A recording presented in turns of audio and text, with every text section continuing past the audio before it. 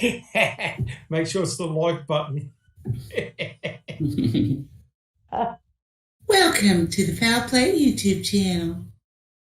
Hey everyone, thank you for joining us. And thank you for coming along and listening to us again. This is the regular podcast that we do, and it's entitled Reading with Uncle Ken.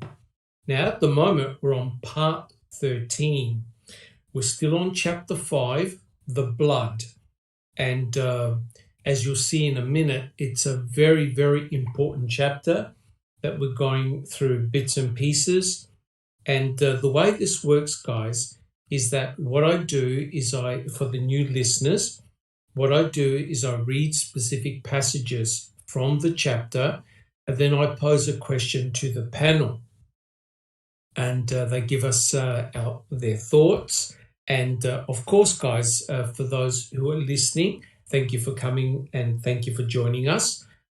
Please, if you've got any questions, put them in chat and we'll try and answer them as soon as possible. Well, look, welcome, guys. My name is Dr. Silkman and I'm from the Foul Play team. If you like what we do, please subscribe. It's really great to see that our numbers are increasing on a weekly basis. So we must be doing something right here, and that's so pleasing. If you like our podcast, please give us a thumbs up. If you don't, that's fine. Let us know how we can improve and what changes you'd like to see to the program. We're very, very flexible. But we feel that, especially at this time, going through Ken Kratz's book is very, very important, because now we're really looking at the forensic evidence.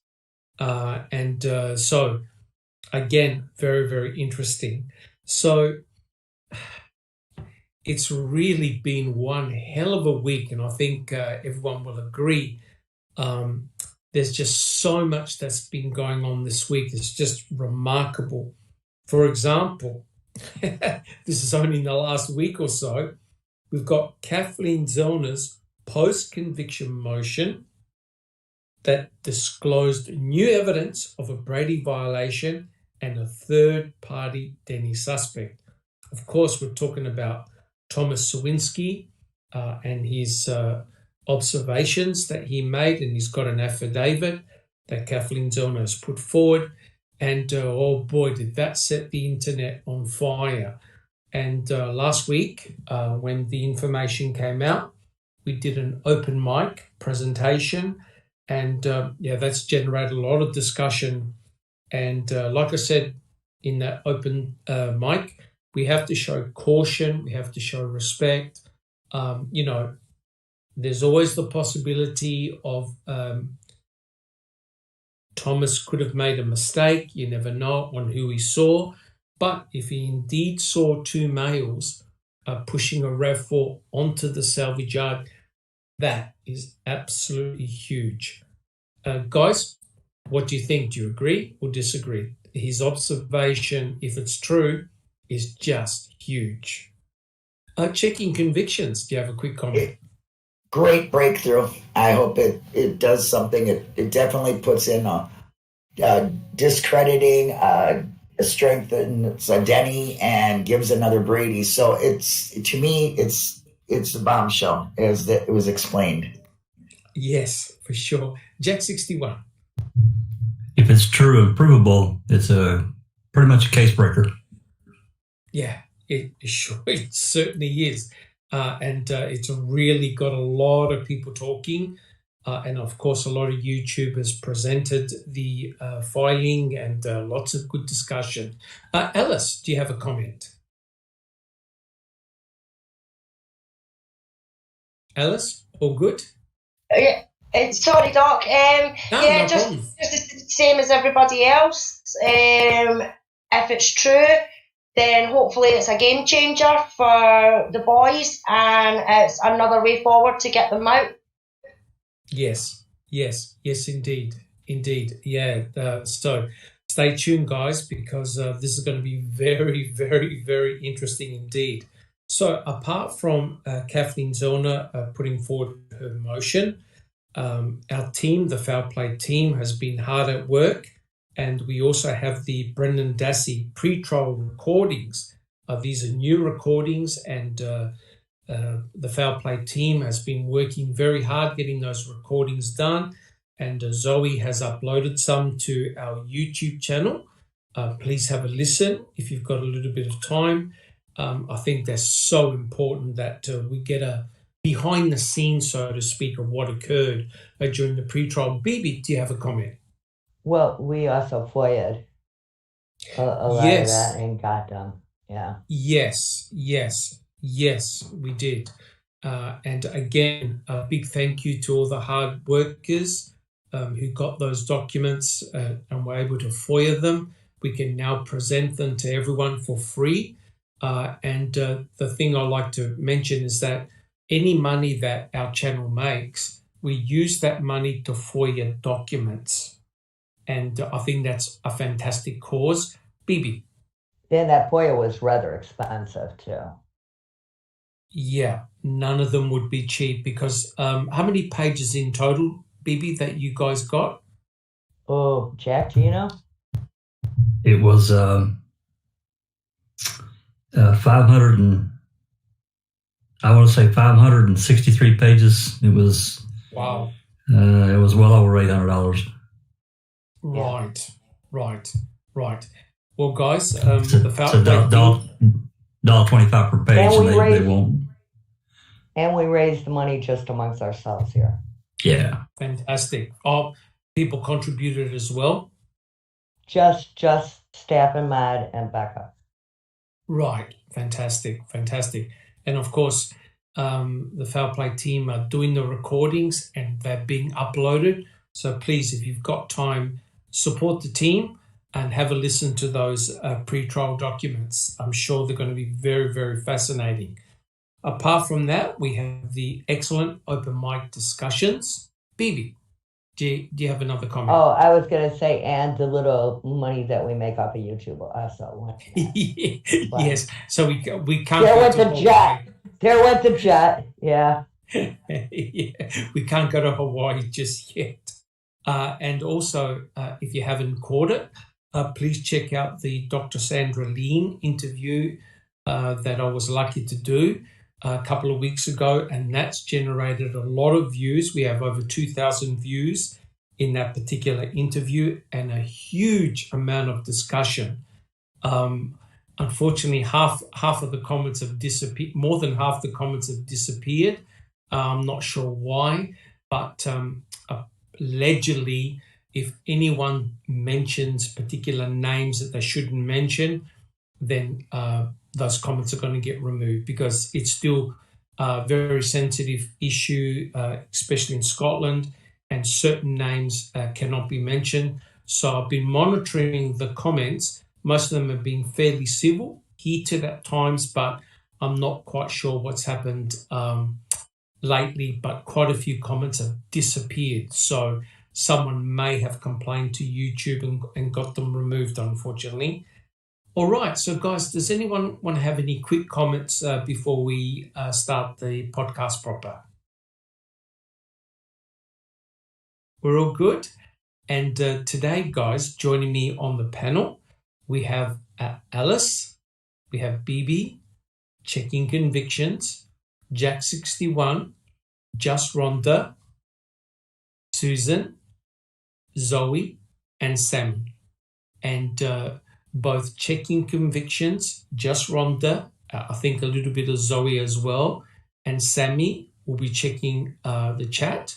So if you've got any questions, guys, write it down and we'll see if we can answer the questions. All right, guys, what we'll do, we'll make the start of the podcast proper. Again, just a reminder, we're on chapter 5 still, entitled The Blood.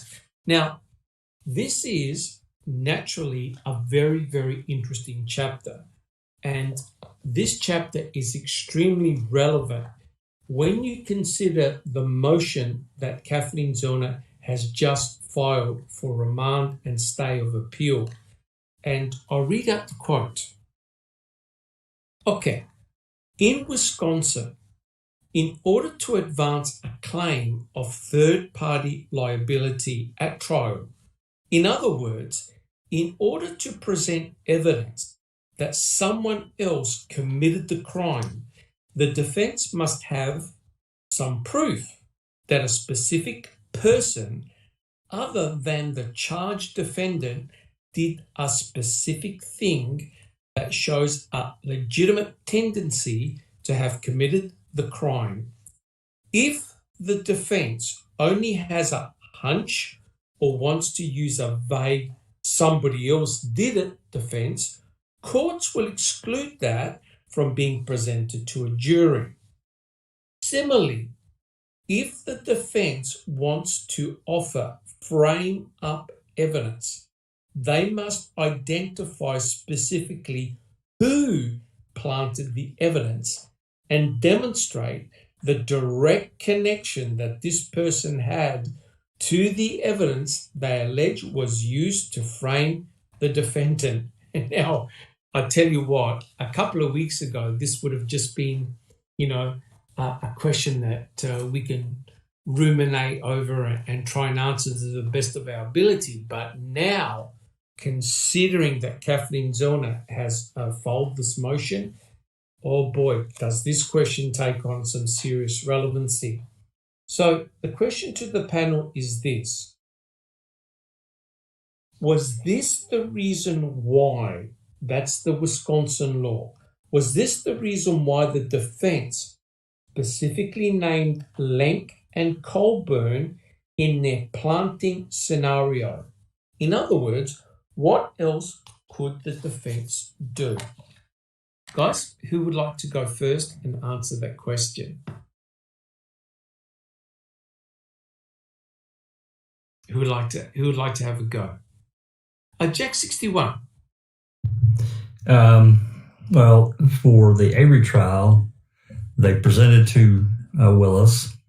When the Denny hearing came about in the first part of 2007, they did it in camera. It was not public, and none of it was good enough for Willis. A motive means an opportunity. Motive means an opportunity. They had to prove.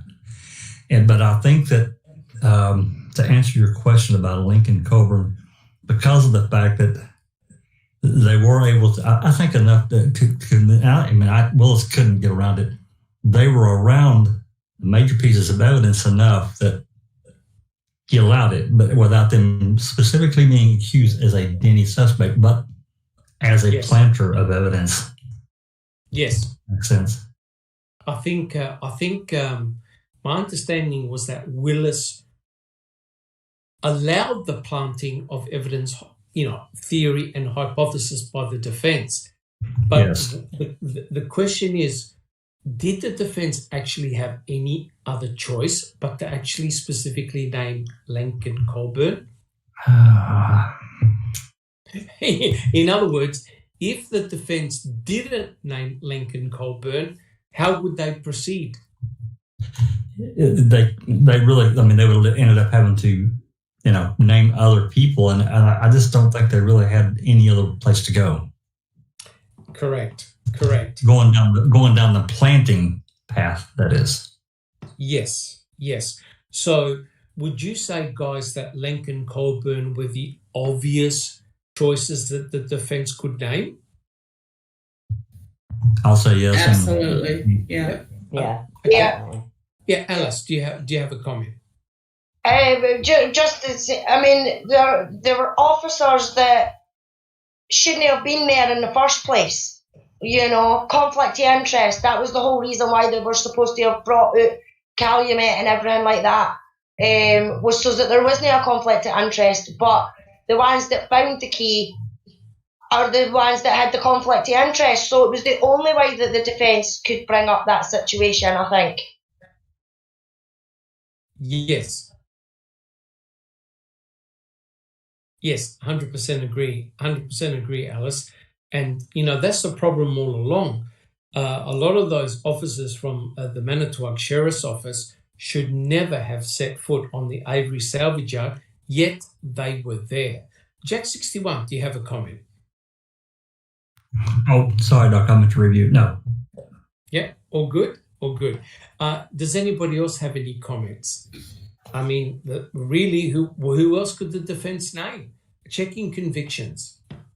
Well, they couldn't. I mean, that's why they had, Bobby up there.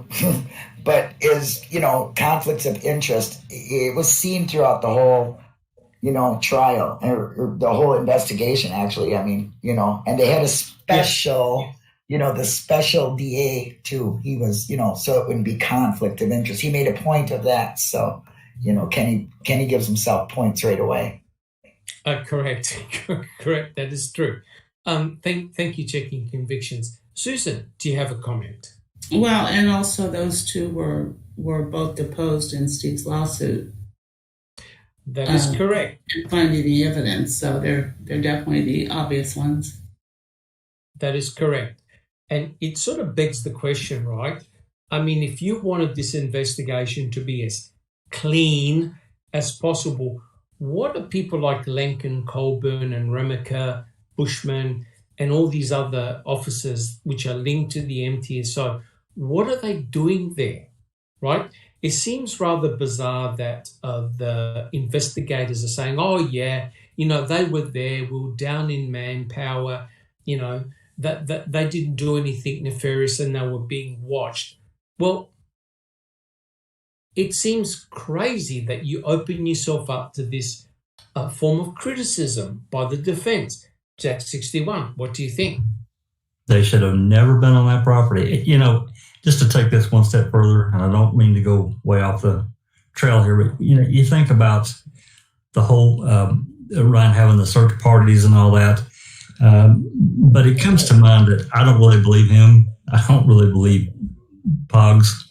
Nicole, I think, is kind of a tag along, but the only you remember the phone call. Boss has got to change the plans. He got something he wants us to do.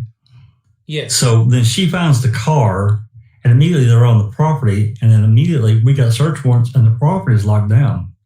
So the car, that was their skewway to get into the property to allow them to do everything that they did. That's 100% correct, Jack. And you see now, I get shivers up and down my spine because of the observation by Thomas Sawinski, which completely throws a spanner in everything that we know about this case. Everything. That's right. Everything we know about this case is now potentially turned upside down. Bibi, do you have a comment? And the search warrants were either reissued over and over or for such a long period of time that they had that property. That's like really unusual. Correct. Does anyone recall how long the officers were on the Avery salvage yard? Was it a period of 8 days or longer or what? 8 days, from the 3rd to the 12th. 8 days. And Manitowoc was ran off, I believe, on the morning of the 9th. Kratz told him to get out. Right. So there was a huge number of officers at the Avery salvage yard for a total of 8 days. That's a huge amount of time. And you're correct. Bibi, I think you said that search warrants were extended. Is that correct? They were either like extended or they don't normally get a search warrant for like 8 days to take over the property. Normally people are made to wait out on their porch while people come in and search their home. Normally 48 to 72 hours, and then they have to get another one. Correct. Checking. Thank you, Jack 61 and Bibi. Checking convictions. Do you have a comment? Yeah, and I found it was really strange that the Averys were, because normally during a search, you can go on your property and be there and watch what they take. You don't have to be gone. So I found it very strange that they were not allowed on the property at all, which gives complete, room for corruption 1,000%. If you don't, you know what I mean? If you're not witnessing what they're doing, and them saying that the Manitowoc Sheriff's Department was being watched. Well, if your watchers are, Mr. Alien, I think that they were pretty much able to do whatever they wanted. That's correct. That is 100% correct. And I suppose the problem is you don't have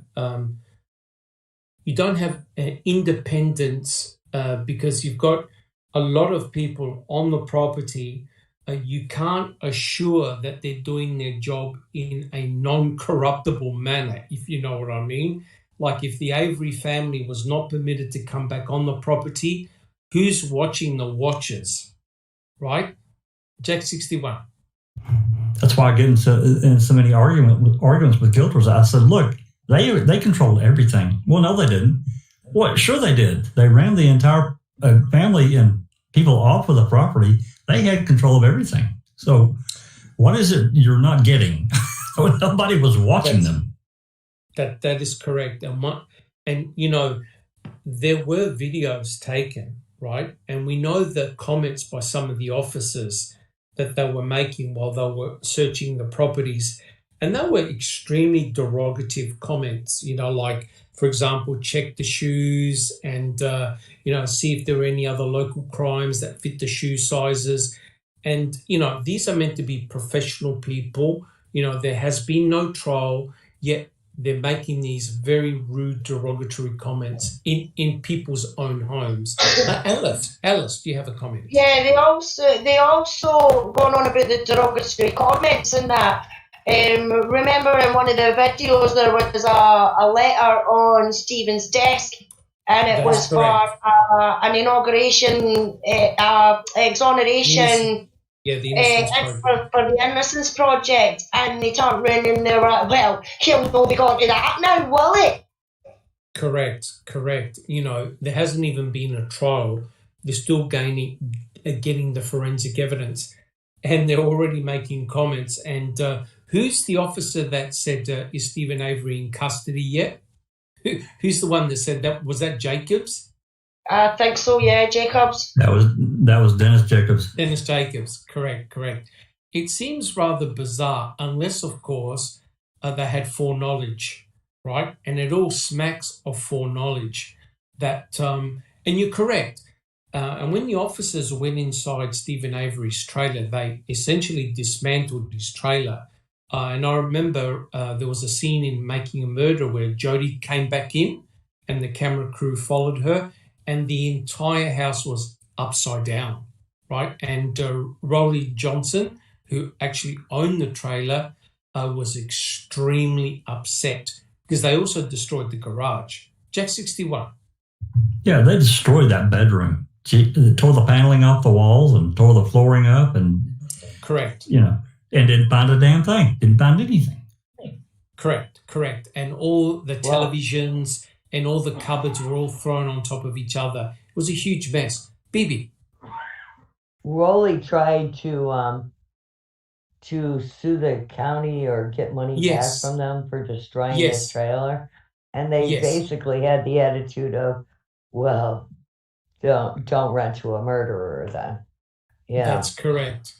And I think they gave him a little like $200 or something. I don't know. Yes. They gave him a pittance, only. Yeah. Yes, correct for completely trashing the place. And look, there was no respect shown, right? He was treated with suspicion. He was treated as a murderer right from day one. It was tunnel vision, investigative bias. It was shocking the way Stephen and his family were treated. Where's the fairness in that? And that's why if we go back to this question here, it's the Wisconsin law that, in effect, the defense had to name somebody, right? Otherwise, they had nothing. They could have said, look, we believe that there was planting, was done by a third party, but they had to name somebody. Otherwise, Willis potentially could have tossed it right out.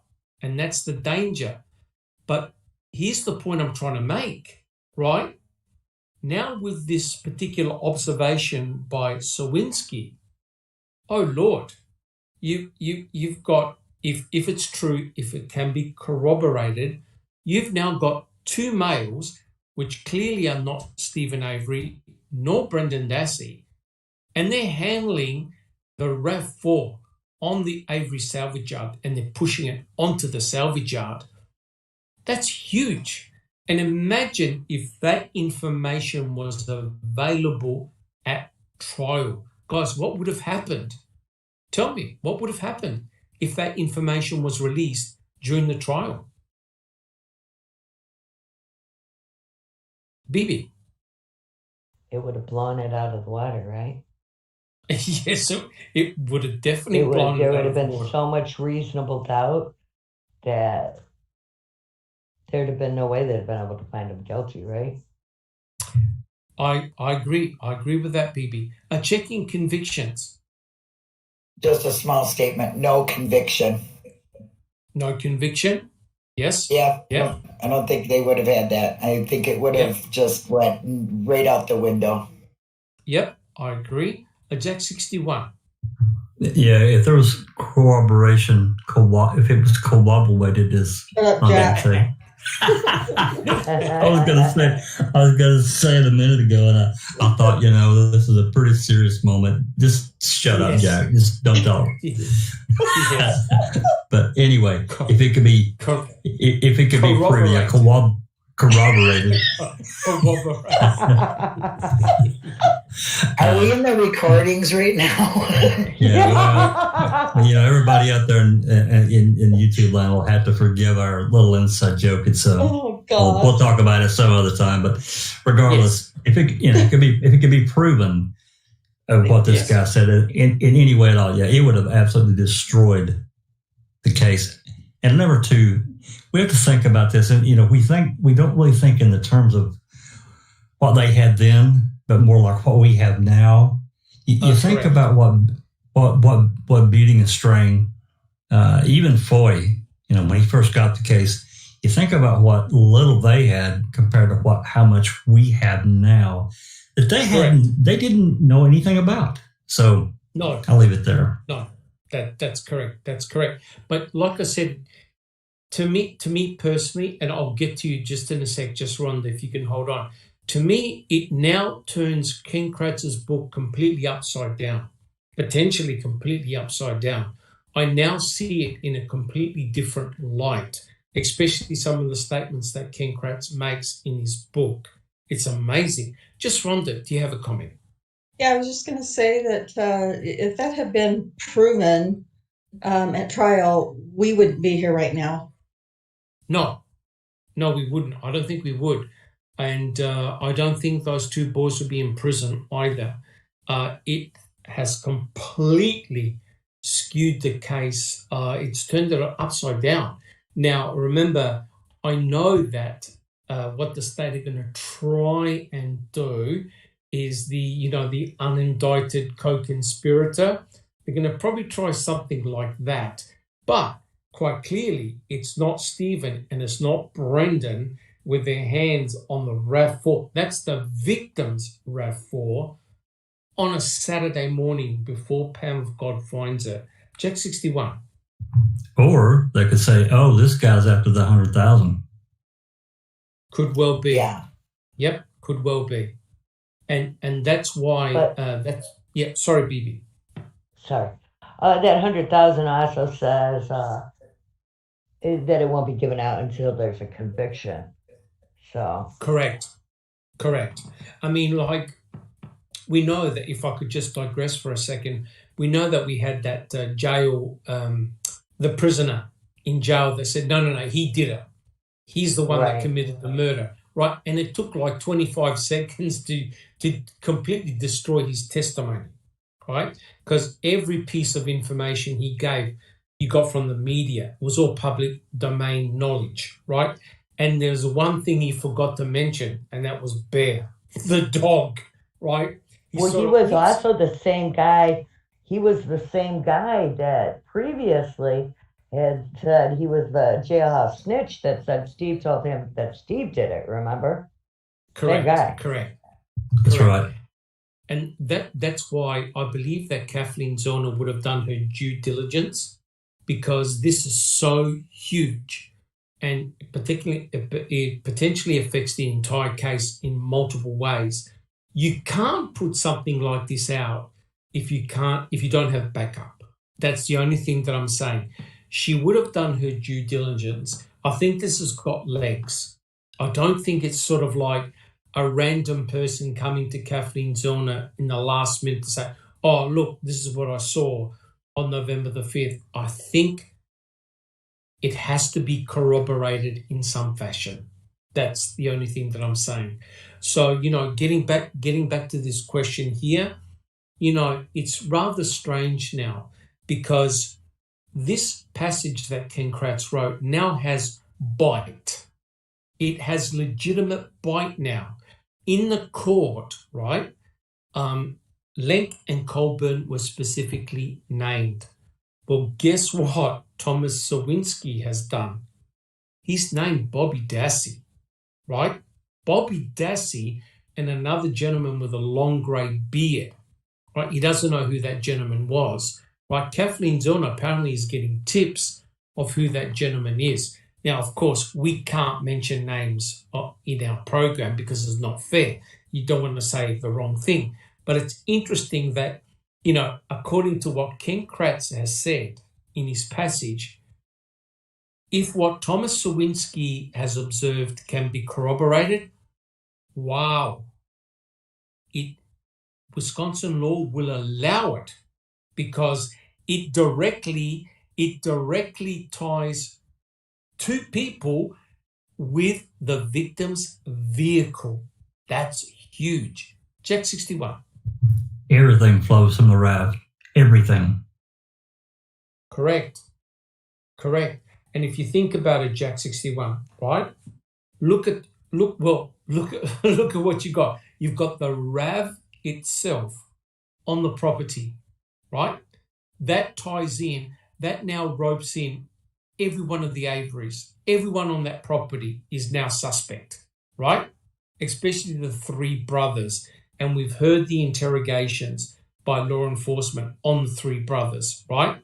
They were asked, what's that RAV doing on your property? You got the RAV. You've got the key from the RAV. You've got the lanyard. You've got Teresa Horbach's blood, saliva. You've got Stephen Avery's blood in the RAV. And you've got the number plates. So there's a huge amount of forensic evidence that's tied in with the RAV. Right, guys? So now, if what Sawinski has seen is true and can be corroborated, every piece of forensic evidence is now in doubt. Jack 61, would you agree? No, absolutely. That's exactly what I was going to say. Because even beyond that, now we get, a few days later, they're out in the quarry, they're out over here, they found this and the burn area, the burn barrels. Everything stemmed, though, from them coming onto the property after the raft. And Correct. Everything from then on was, everything is fruit. Everything is fruit from the poisonous tree, and the poisonous Correct. tree is the. That is correct. That is correct. And that's really funny because I think checking convictions will back me up on this. That's why that interview that Brendan did without the presence of the lawyer should have never been used, i.e. when Brendan rang up his mother, right? And they played that in court because it's fruit from the poison tree. So none of that should have been used in court. Would you agree, checking convictions? Oh, 100%. 100%. And this motion she puts in, it just brings everything else stronger to make you doubt everything. Every single other piece you doubt because the RAV has not been there. It's showing the RAV was moved. Bobby's credibility, the flyover, all this stuff, you just look at it and go, okay, well, if that wasn't there, then, Ken said, hey, let's not spend no time on the key, even if it was planted. Okay, well. Correct. And you see what Jack 61, you see what a masterstroke this is, right? The estate were emphasizing the importance of that RAV4 on the property, right? Oh, well, what's the victim's vehicle doing on your property? All of a sudden, Kathleen Zellner has found a witness to give an answer to that question. The reason why it's on the property is because these two males pushed it onto the property, which completely takes it out of the hands of the Avery in terms of like Stephen and Brendan. It puts in a lot of doubt. Jack 61, do you have a comment? Just a quick one. Think about that email we mentioned recently, the undisclosed 8mm tape. What's on it? Yes, correct. But what I find remarkable, guys, is that all of a sudden, all these points are now dovetailing together, right? They're all separate points, the 8mm tape, the observation by Earl, the flyover. All of a sudden now everything makes sense, right? Because Earl stated he was down there with Fabian, right? Rabbit hunting, sighting in the guns. He said he drove right past the pit area. He didn't see a RAV4, and that was on, I think, on the Wednesday, right? Or the Thursday, one of the days. He didn't see the RAV4 down there. They did the flyover on the 4th. They didn't see a RAV4. They knew what they were looking for. So now everything dovetails into the observation by Sawinski. Yeah, the reason why no one saw it is because the RAV4 wasn't down there, right? He's got a positive sighting of a blue RAV4 on the morning of the 5th, which explains Earl's observations, it explains the flyover observation, and it also explains people like Ramlow and others that have seen the RAV4 off the salvage yard, right? And what did Stephen Avery say from day one? I saw her leave, right? And when you gather all that pieces of evidence together, he's correct. He's absolutely correct. Checking convictions. Yeah, we have a question from Kim. She says, could she have the witness phone records? Is that possible after this long? You mean Sawinski's? That's what I think she's talking about, yeah. I would dare say that, like I said, hopefully all that information is still available. But think about this. He said that I think he phoned in and he told them what he had seen. And the officer said to him, oh, don't worry, we know who did it. So if that has been recorded and corroborated, I tell you what, it'll shake the foundations of the case, because it means that the state never turned that potentially exculpatory evidence to the defense. So that's huge. Guys, would you agree with that? Absolutely. Yeah.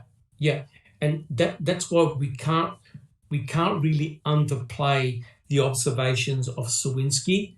If they're real, if they're corroborated, they're going to cause a lot of damage. Checking convictions. And this isn't just the one and only Brady she has, is it? She has more other Brady, several more violations. Yes. So it's just another one. I mean, if the state is to look at this and see, I don't even know how many Brady's she has, but them Brady's, then the Denny's, and just the bullet, the DNA on the hood latch, that sweaty Correct. stuff. So Correct. all that stuff, you put it together and you look at it as a whole. I just don't see any way they could not take and say, okay, she needs the evidentiary hearing. We need to see this. If they don't, then there's some trouble.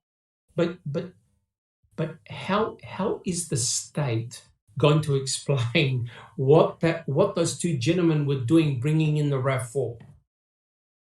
How are they going to explain that away? They can't. And isn't it convenient that it's on the morning of the 5th, and then just, like 7 hours later, the light shines on Pam and they find it. I mean, come on. It also goes to show the credibility of her find, because it only took her how many minutes? 15 minutes to find it? 20 minutes at the most?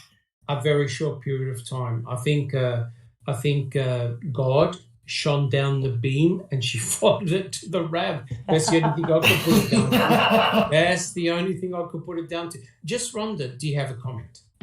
No, I have a question from Graham Moss. He says, did Bobby wait till they did the flyover before planting the RAV? Well, the flyover was the day before. So therefore,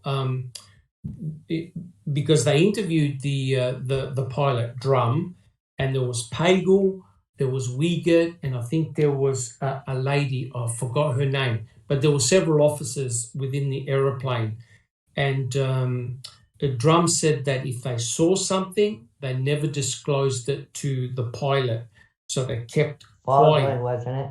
Baldwin. Yeah, it was Baldwin. Wendy Baldwin. And it's very interesting because they wrote a report was written, and they said that they failed to find or see the RAV, right? And we all know, right, the RAV4 had that big wheel at the back that said Toyota RAV4, right? So you couldn't have missed it. Plus the RAV4 was in relatively new condition amongst junked vehicles. So if you're on a plane, you're flying up and down, you would have definitely noticed that, because they were looking for a dark green one, but maybe from the air, it could have appeared dark green. So, you can't, they would have seen that big Toyota sign.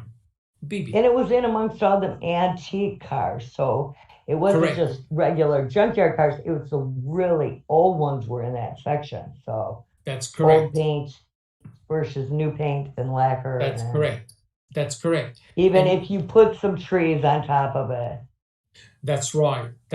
But they didn't cover up the sign, which is rather bizarre, because they placed a hood of a car on the side of the RAV4. My understanding is they put it on the side of the RAV4 and not behind where the wheel cover was. So might as well have been a neon sign. RAV4 here, RAV4 here. Yep, RAV4 right over here. And so Pam God found it relatively quickly. She essentially walked right up to it. This is a 40-acre property, guys, with over 3,000 vehicles, and she found it in record time. Jack 61. Almost 4,000 cars done. Almost 4,000 vehicles. Yeah, huge. Well, and Linda's been out there walking about and did the walk, right? Yep, I have. And with the guided tour, how many branches off, and how long did it take you to walk there? It took a long time. The main walk I did was walk from the bus stop I wanted to see, but that took 7 minutes, and you could not see if that van was there. There's absolutely no way. And the walk of Pam God was way longer. The Pam God walk was longer. It took about 15 minutes just walking in and going straight to it. But if you're looking in other cars, it would have took you a long time if you were checking all those. She found it very necessary to check all them cars, and them up there just really grabbed her. She had to check them. Well, yeah, if you're checking cars before that, you would have took you a lot longer. Yes, and it was around a bend too. So you got the tree and all that. So you have to be directed in that area to look. It's just too obvious. Like Dean and Jerry said, I believe her. Her credibility is. I don't believe her at all. That's a good observation. Yeah, and all you have to do is take one wrong passage and go up the wrong lane of the vehicles, and you can add an extra half an hour to an hour to your journey, right? Correct. Because if you take the wrong lane and you're inside the inner part of that salvage yard, you're never going to get out. You're just surrounded. It's a maze. You're surrounded by vehicles. You are in a maze. Correct. And Pam of God walked on the perimeter directly to that RAV. That is remarkable. Alice, do you have a comment? Well, was it no? It was either Chuck or Errol that had actually said, scratch that. It was a customer that actually said that to find anything on that yard, you had to go to either Chuck or Errol or somebody like that to get like a number and a row and everything like that to find Correct. something on that salvage yard. So there's no way in hell that she found that without actually knowing where that was. And I mean, that's just my opinion. As far as I'm concerned, she was the only one that was given a camera and she went there and found the car in 20 minutes, and amongst all the cars, no chance. She knew where that car was, in my opinion. Correct. And again, I know I sound like a broken record, but I tell you what, if Sawinski's observation is correct, oh boy, how do we explain Pam of God finding that RAV now? It's sort of really, really bizarre because, Sawinski, he named Bobby Dassey and another gentleman. And the following morning, Pam of God walked literally straight up to that RAV. The mind boggles. I'm not saying anything. I'm not pointing my finger at anybody, but to me, that's rather bizarre. The whole setup doesn't make any sense because Pam of God arrived late. Pam of God is related to the Horbuck family. Pam of God is related to Sheriff Pagel. She arrived late, and the ex-boyfriend, Ryan Hilligus, gives her a map and a camera, right, to search inside the Avery salvage yard, right? Earl gave her permission to search, and Earl, in actual fact, said to Pam of God and Nicole, "Oh, we've had other searchers come in, and what are you guys doing here?" So if Earl didn't give any permission, no one would have come into that property. Right? This is private property. Jack 61. We can't forget that David Beach and his girlfriend were down there on the 4th, and they drove through and they likely got stuck, but they drove through the I don't know how much they drove through, but they drove through the Avery salvage yard, and they didn't see the car. Correct. And it wasn't there. Now, if this observation is correct, it now explains why no one saw it, because it wasn't there. I don't know where that vehicle was, where it came from, how it arrived to the Avery salvage yard, but we don't have to answer that. The thing is, it wasn't there, right? Which means that what the state said that Stephen and Brendan did is completely shot. It's completely out the window. It makes no sense, right? And if you now, as we discussed, if you're now concerned about the RAV4 and the authenticity of that RAV4, none of the forensic evidence can be trusted, correct? None of that forensic evidence can be trusted. And so, you weaken the entire case against Stephen and Brendan. Checking convictions. Yeah, I was just wondering what would have happened if Earl wouldn't have gotten a search warrant for it. I mean, they had to find it. You know what I'm saying? Well, so if they got a search warrant, you got to have probable cause to get the search warrant. That's what I mean. How would they get that and be passable about that? They would have to know it there in order to get a search warrant. So they would have really been screwed if Earl didn't give permission. And I'm not blaming Earl. I'm just saying, what would the state have done? Correct. And you see, the thing is, they already did the flyover the day before. They didn't see anything. So what were they going to do? Order another flyover? For what? What purpose would they have of doing another flyover? Right? They already did one the day before. And it's interesting. Sorry. Yeah, go, baby. Go ahead. No, I'm just saying. If Earl hadn't let them on, they'd have had to get another flyover, right? Because they can't just go, well, they're guilty because they won't let us on to look. That's correct. It's private property. And that's why Pagel, and I think Wiegert said to Pam of God, did you get permission? Did you get permission? Remember? He said that. That's right. Did you get permission to go on the property? Because if she didn't get permission, that's it. They couldn't use it. Right? That's right. It's obtained by illegal means. Right? So it seems to me, and quoting Bibi, how convenient, right? How convenient that Pam of God finds the vehicle, they ring up Sheriff Pagel, and then minutes later, the whole cavalry comes down. Hundreds of officers descend on the salvage yard for one missing person. Right? It's just, I'm not sure if you saw it. I'm not sure if you saw it, Doc, but I posted a link. I can't remember. I think I may have found it on Reddit. Somebody had posted a newspaper from the Herald Times or the Post-Crescent, I'm not sure which. But King Christ told them that they got a tip and blah, blah, blah, and they went and applied for a search warrant and got it and went in and found the vehicle. Yes, I think another lie. I think the tip. Yes, I think the tip. Pam might be the tip. Pam of God is the tip. Yeah, that's Pam of God is the tip, right? And then remember what we read in Ken Kratz's book, which I think is probably the most important passage in the whole book, was when Wiegert knocked on his door and said, "Guess you're not going to believe what just happened. Oh, we found the vehicle on Stephen Avery's property." What? The Stephen Avery? Hello, these guys were already.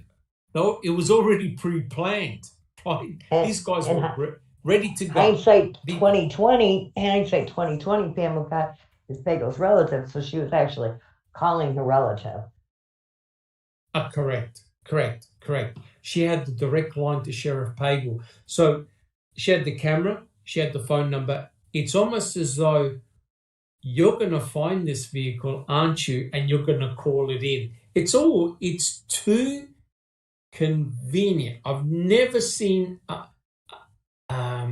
crime solved like this so quickly and conveniently.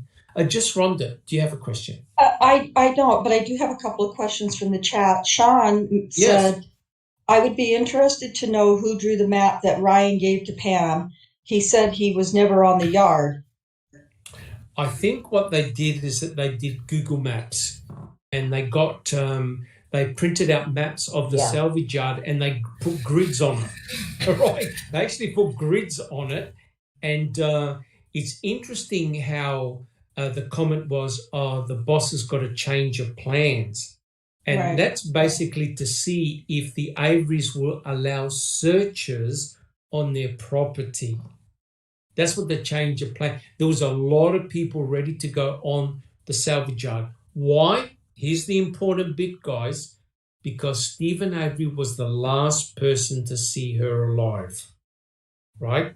And so, and Susan will back me up because she's read Sweaty Boy and Ken Kratz's part. That's the line that he uses all the time. Is that correct, Susan? That's correct. And in answer to the question, what would have happened if Earl had not allowed Pam of God, more than likely the depositions would have happened. The depositions. Yeah. Yeah. And of course, as soon as Stephen Avery was arrested, there goes the depositions. The depositions were basically stopped. Yeah. Yep. And the civil suit just simply, it vanished. It simply vanished. Just Rhonda, do you have another comment? I do. I have another question from the chat. Trish RN said, just joining, question, can't Zellner have Sowinski look at pictures of people involved in case to help identify the other guy? I would say that's She's happening. Getting a bunch of tips coming in. I would say that's after the happening. release of it. Yeah. I would say that's probably already been done. This to me is the bomb. You drop the grenade and you run.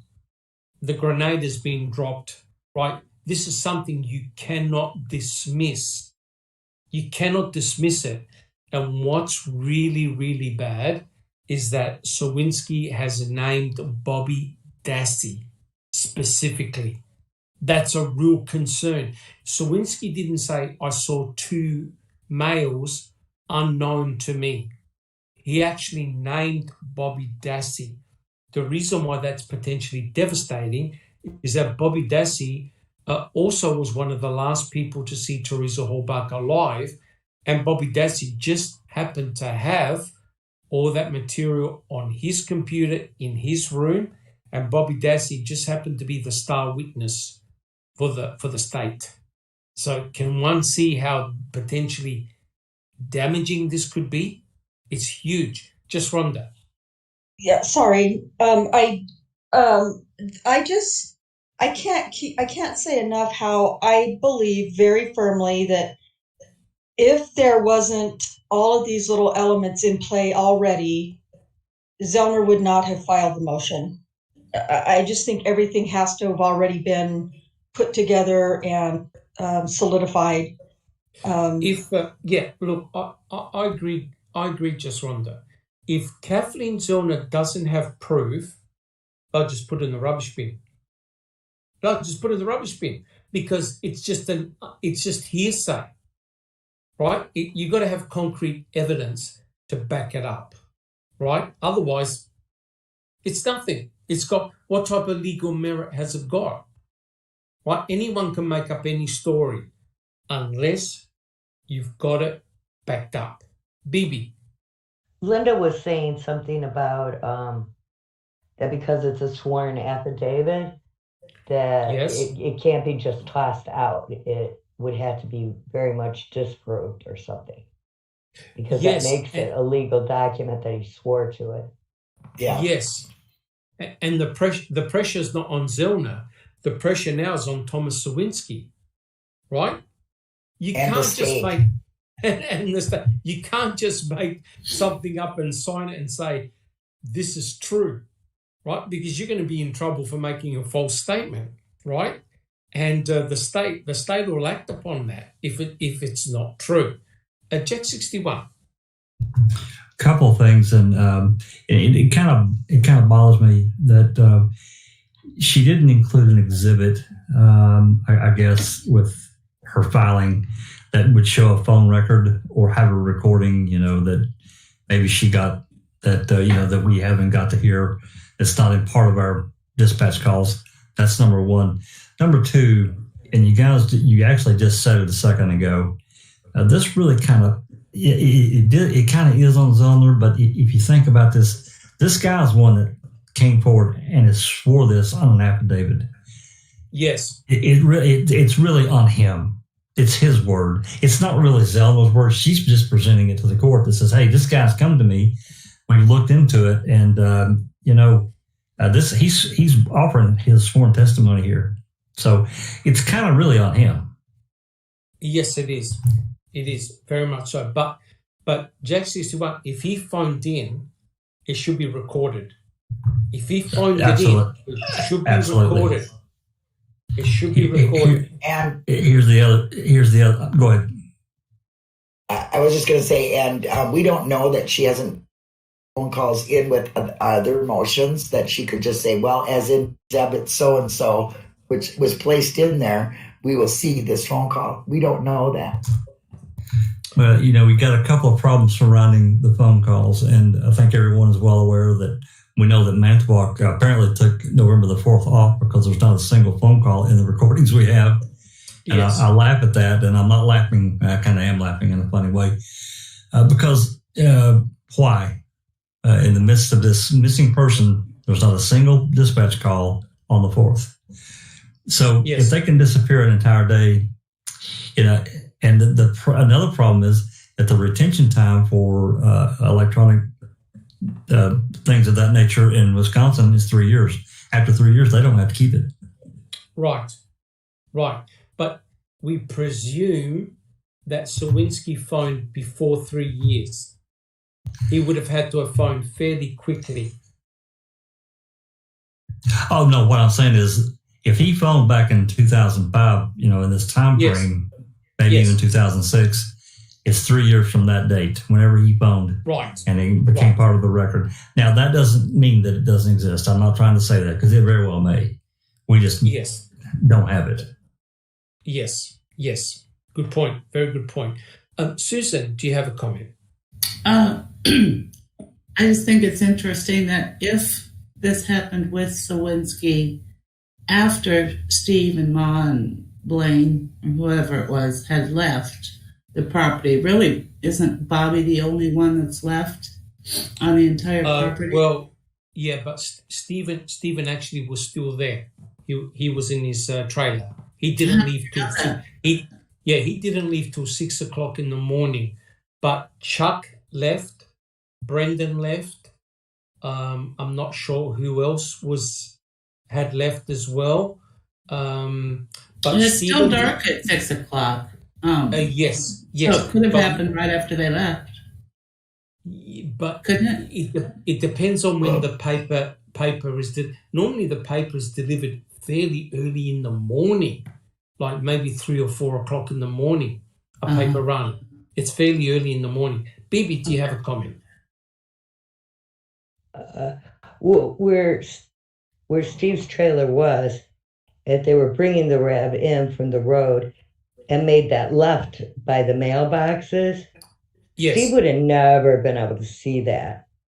And I think that's why they were pushing it, because it would have been loud. It had to push past Mom Avery's in order to get there, and then they probably started up and go. So that might be the reason they pushed it. Yes. Once you're past the trailers where the crusher is on that side, once you're past the trailers, then you're good to go. I don't believe, if it's true, I don't believe the RAV4 was pushed all the way to where it was, because it would have been very difficult to push a vehicle in that heavy grass, in that mud, in that dirt. It would have been so much easier to drive it in.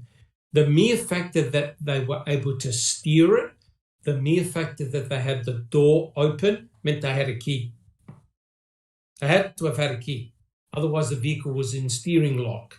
You couldn't drive it anywhere. You couldn't push it anywhere. Well, and you wouldn't have been able to pop it into neutral to get it to raw either. That's correct. And so that, to me, makes it even worse, so to speak, because whoever was pushing the RAV had Teresa Horbach's keys with them, right? And talking about keys, what do we find in Stephen Avery's trailer? A key. So now, as Jack 61 pointed, everything comes out of the RAV4, correct? If the observation by Sawinski is correct, those two guys had a key with them, whether they had the spare key or they had Teresa Horbach's house keys with a car key. But they had a key, right? Well, how can they now put the key in their hands into Stephen Avery's trailer? Something is weird here, right? Because when law enforcement opened up the RAV4 eventually, they didn't find the key in there. They only found the lanyard, right? So someone took the key with them. There you go. All right, guys. Jack 61. It looks like, Ron, do you want to read these? You got a couple of questions there, it looks like. Is Rhonda here? Rhonda? I'll read them. She missed it. Sorry, my mic was muted. Go ahead, Ron. Oh, Double D has a question. If this is true, which I believe it would be coming from KZ, how does this change things with the timeline, the story, and the whole case? And I think a lot of us in the chat just said it would just change everything. It would completely unravel the entire case, the way the state presented it. That's my opinion. Yes, it does. It does unravel the case, but you can't discard yet the observations by Siebert or the observations of the RAV4 at the turnaround. In fact, it now makes the observation of the RAV4 at the turnaround seem even more credible, The question now is, was Colburn involved in seeing the RAV? Right? Because if he actually did see the RAV and call in the plates, you now have got this tenuous link between law enforcement and these two guys with the RAV. That makes it I know I'm speculating, but that complicates the story even more. Do you agree? Guys, do you agree? Because now you've got Colburn, who a lot of us are saying he was standing in front of the RAV when he called in the plates, right? And suddenly you've got Sawinski saying, I saw these two guys pushing in the RAV, a blue RAV4 into the Avery salvage yard, right? On the morning that Pam of God and Nicole find it. So hence, it's, oh boy, my brain can't contemplate it. It's just too big. It's such a huge bombshell. It's hard to think of all the potential consequences. Checking convictions. Do you have a comment? Well, going back to your original question, it definitely definitely make his statement in his book. That's all I can say. Yeah, but not only that. We can now point congrats to Thomas Sawinski and the filing by Kathleen Zellner to say, yep, it does satisfy Wisconsin law. We can now point directly to a specific person until they find out who the long beard person was. They can now directly name and point to two individuals with the victim's vehicle. So that's why when I read Ken Kratz's statement, I thought, the defense had to name Lincoln Colburn. Oh my God. Well, Sawinski just named two. He named one, but he saw two males with the RAV4.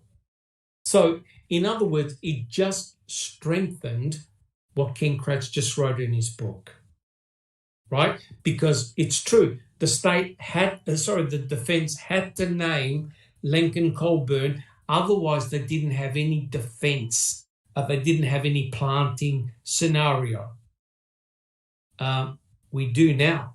If that observation is real, we do have a planting scenario. And don't forget, what was in the RAV4? Stephen Avery's blood. It now begs the question, how did it get there? Right? So now everything is turned upside down. And guys, any other comments? Because we're still on question number 1. Any other comments? Bibi, let's move on. There's another question. We did a presentation once, Bibi, where we only did one slide, right? Exactly. That's correct. 2 hours. Sorry, Jack. 2 hours, 2 hours. One slide. On one slide. Jack 61.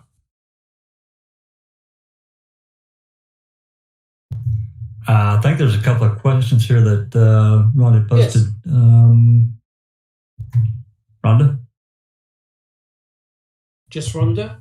You want to read them out? She's muted again. Anybody can read them, but I'm just putting them in. But Stuart Hodson says, hi, everyone. Does anyone know if 5 people in the first search actually found the RAV in a different location before it ended up near the crusher? And then T1 has a question after that one. Yeah. I mean, yes. There was a report or a newspaper story that 4 or 5 of her friends have found it on the quarry property, right? Yes, I think so. Was it? You're correct, just Ron. There was a different location, but you see, how are you going to explain that one? How are you going to explain sightings of the RAV in one location and then Pam of God finding it in another location? Because in order to move it, you need a key. You need to drive it. You need to move it, right? I can't explain that. It sounds like that RAV got around a lot before the fact. Sounds like more than one RAV. It got around a lot, man. It was seen by the turnabout. It was seen driving out to the quarry. It was found It was seized by the turnabout. It was seen by others at the quarry. It seemed being pushed down to the ridiculous. That rev got around, man. Correct. The rev did get around. Let's just stick to one rev for now. My brain can't. I agree. My brain can't take multiple revs at this stage. Just Rhonda, any additional questions? Oh yeah. T1 said, and you guys jump in here because I'm putting them in for anybody to read. But T1 said, I'd like to know if the front loader is visible in both flyover videos on the 4th and the 5th, and if it was moved. Then asked Earl if he recalled using the front loader by himself at the shop on the 5th. That's a very good question. There was definitely a front loader, and the front loader was out in the yard that particular week, and they all had access to the keys to drive that front loader. But the interesting thing is this, right? Stephen Avery said he wanted Teresa to come back to photograph the front loader or the end loader, and the end loader we found out today was actually on the property. I think it was in the impound area. So Teresa wouldn't have had to have driven to a quarry or somewhere else. Apparently the end loader was actually on the property. Stephen Avery called her back at about 4:30, I think, to get her to come back and photograph the end loader. So that's very, very interesting. Yeah, so the end loader apparently, they used the end loader to move the vehicles, right? To move the vehicles around the property and also into the crusher and out of the crusher. So that's what they use. Where exactly it was, I'm not 100%. My understanding was that it was on the property. Just Rhonda, any other questions? Yes, sir. Ron says, is there anyone in law enforcement related officer or CI that could be mistaken for Bobby? How about a CI with a beard and physique like the second person? Yeah, but here's the issue, right? Tom Sawinski said that he saw allegedly Bobby Dassey without a shirt on, right? And if you were law enforcement, let's think this through. Would you be pushing a RAV4 onto the salvage yard at 3 or 4 o'clock in the morning if you were law enforcement? They obviously weren't in uniform. Otherwise, Sawinski would have said so. So I doubt it. The scary thing for me, for the person who asked the question, and it was an excellent question, Sawinski named Bobby Dassey directly. That's the worry. He didn't say, "Oh, it looked like Bobby," or "it looked like the." He named Bobby Dassey. So he obviously must not. If he's the paper delivery boy, one wonders whether he had seen, the boys and the family members before, right? So he must know them. And obviously, if he's watching Making a Murderer, he would have seen them. So the fact that he named them and named Bobby Dassey is a big concern. Bibi. Well, and Zellner said the next day, tons of tips are pouring in on who the bearded guy is. Yes, and don't forget we also have lots of tips, not tons, lots of tips. Yes, we also have the phone records of Bobby Dassey. So we actually know who he called. And, I don't want to spread any malicious rumor, but apparently one of the people he called, I'm not saying any names, just happened to have a long grey beard. Coincidence? I don't know. But that's pretty freaky when you think about it. But again, it's not right for us to name names. That'll come out in due course. All right, guys. Do we have any additional comments? Right, we're all good? Fantastic. So I'll continue with the next quote. Okay, I'll quote. This is where the importance of the vial of blood in the clerk's office comes into sharp focus. The defense named Lenk and Colburn as the specific individuals who planted evidence, and therefore Lenk or Colburn needed to have a direct connection to the vial of blood in order to claim that vial was used to plant the blood in Teresa's car. What was their motive? Although the defense never came out and accused either Lenk or Colburn of actually killing Teresa Halbach, that inference was crystal clear in their presentation. So here's my question to the panel. When did the defense ever imply Lenk and Colburn had killed Teresa Halbach? Why did Ken Kratz state this in his book? Who would like to have a go? Jack 61. To the best of my memory, they didn't imply it. Correct. But Ken Kratz said it in his book. Ken Kratz said it in the trial. Remember what he said? Yep. Your cops, by inference, if you believe that they planted, they had to have murdered Teresa Halbach. Now, why would Ken Kratz do that? Jack 61. Yeah, he wants to manipulate anyone that's reading it that hasn't done their due diligence and done their own homework and found out that once again, Mr. Kratz is a professional liar and he'll do whatever to distort the truth. Correct. But why does he make the inference, Jack 61? Why can't the planting be separate from the murder event? Why is he linking the two? There's got to be a reason why he's doing it, Jack 61. Well, if you're going, I guess in his mind, he wants to make it, in his mind, he's trying to sell the story that, if you're going to say that you're going to go down this road, these good, upstanding gentlemen are going to plant evidence, they had to have killed her. That's it.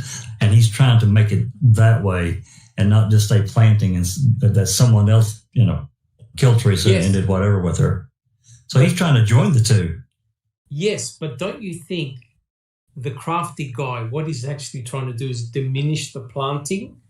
The planting by saying... That's true, yeah. Well, hey, planting is this, but actually killing somebody is, something else altogether. So he tried to actually link the planting and the killing event as being together, right? And the jury, honestly, would have found that very difficult to swallow. Guys, would you agree? Absolutely. Jack 61. Yeah, absolutely. And that's why Ken Kratz used the strategy by saying to the jury, "You're cops." He scared the big Jesus out of them because what have we got now? Killer cops, in society that are meant to be looking after people from Wisconsin. All of a sudden, Manitowoc. All of a sudden, we've got killer cops amongst us. No. So he joined the planting with the murder, which was a very devious and crafty way of, presenting it to the jury. Because what he was doing was creating such a fantastic story that you had to reject it, right? So in other words, he didn't just say these police officers were involved in planting. No, he associated Lincoln Colburn with the murder of Teresa Halbach, which, in my opinion, is patently ridiculous. Jack 61. Yeah, I also think that he was really trying to put them on the spot, knowing everybody lives there in the region. So he's putting them on the spot and say, well, if you're going to go along with this planting theory, you might as well say that these cops killed her too. That's exactly what he did. So you're exactly right. He's trying to force them to make a choice and not let them decide between the two. It's got to be all or nothing. Yes, correct. That's a very good point. All or nothing, right? To me, it was such a devious strategy. And in my opinion, I don't recall the defense ever stating that Lincoln Colburn murdered Teresa Halbach. And yet Ken Kratz joined the two together. Checking convictions. Well, we all know that Ken kind of says things, like hidden confessions. Oh, who knows? Who knows? Correct. Just, again, it's just another one of these things that Ken Kratz writes in his book. And if you go back through the trial testimonies, Strang and Buting never said that Lincoln Colburn were involved in killing Teresa Halbach. I believe that the events were separate. You've got the murder and you've got the planting. That's the way I see it. You've got two separate events. Neverly, do you have a comment? Yes. Maybe we mentioned this already, but to me, what Kratz said, he took advantage of the situation, of course, of what the defense said. He, in an indirect way, threatened the jurors. They all lived there. It was a local jury, even if they were like in the town next door.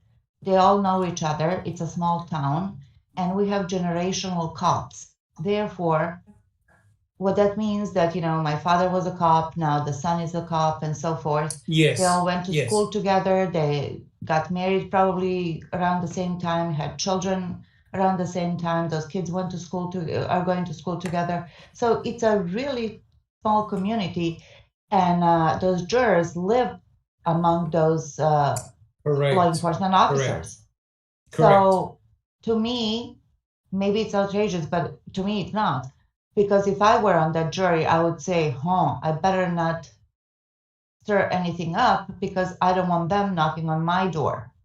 So if it's going to be me or Steven's got to go. Unfortunately, that's the reality because the citizens over there have invested in their farms, in their livelihoods, and they do not want trouble. And this is not the only case that's a controversial case where the police was involved in some shady doings. We know that. Yes. So I would feel threatened by that statement. Yes. It's like a message. Correct. It is very much so a message. But what Ken Kratz wrote in his book is wrong. It's false. Right? He's saying that inference was crystal clear in their presentation. I know it wasn't. They said it many, many times during their closing remark. They're not saying that the police were involved in the murder of Teresa Halbach. And yet he wrote it in his book. So if you weren't paying attention or astute, you would go away reading this in his book and get a false impression, which is terrible when you think about it. He embellishes. Yes, he embellishes, and he takes advantage of any inkling that the defense is like pointing to the truth. Remember the phone call when Jay Buting said, well, wait a second, maybe there's messages that were left after the 2nd of November. And he jumped up, like he sprung up and he said, wait a second. He's saying that she is alive, that she was alive after the 2nd. And that's exactly that happened, right? Correct. Right? So he takes advantage of all of that. Yes, he does. And Ken Kratz was very embarrassed by what Buting was saying in court about the messages. Correct. Thank you, Neverly. Jack 61, do you have a comment? Just a short one. Good morning, Neverly, darling. Good morning.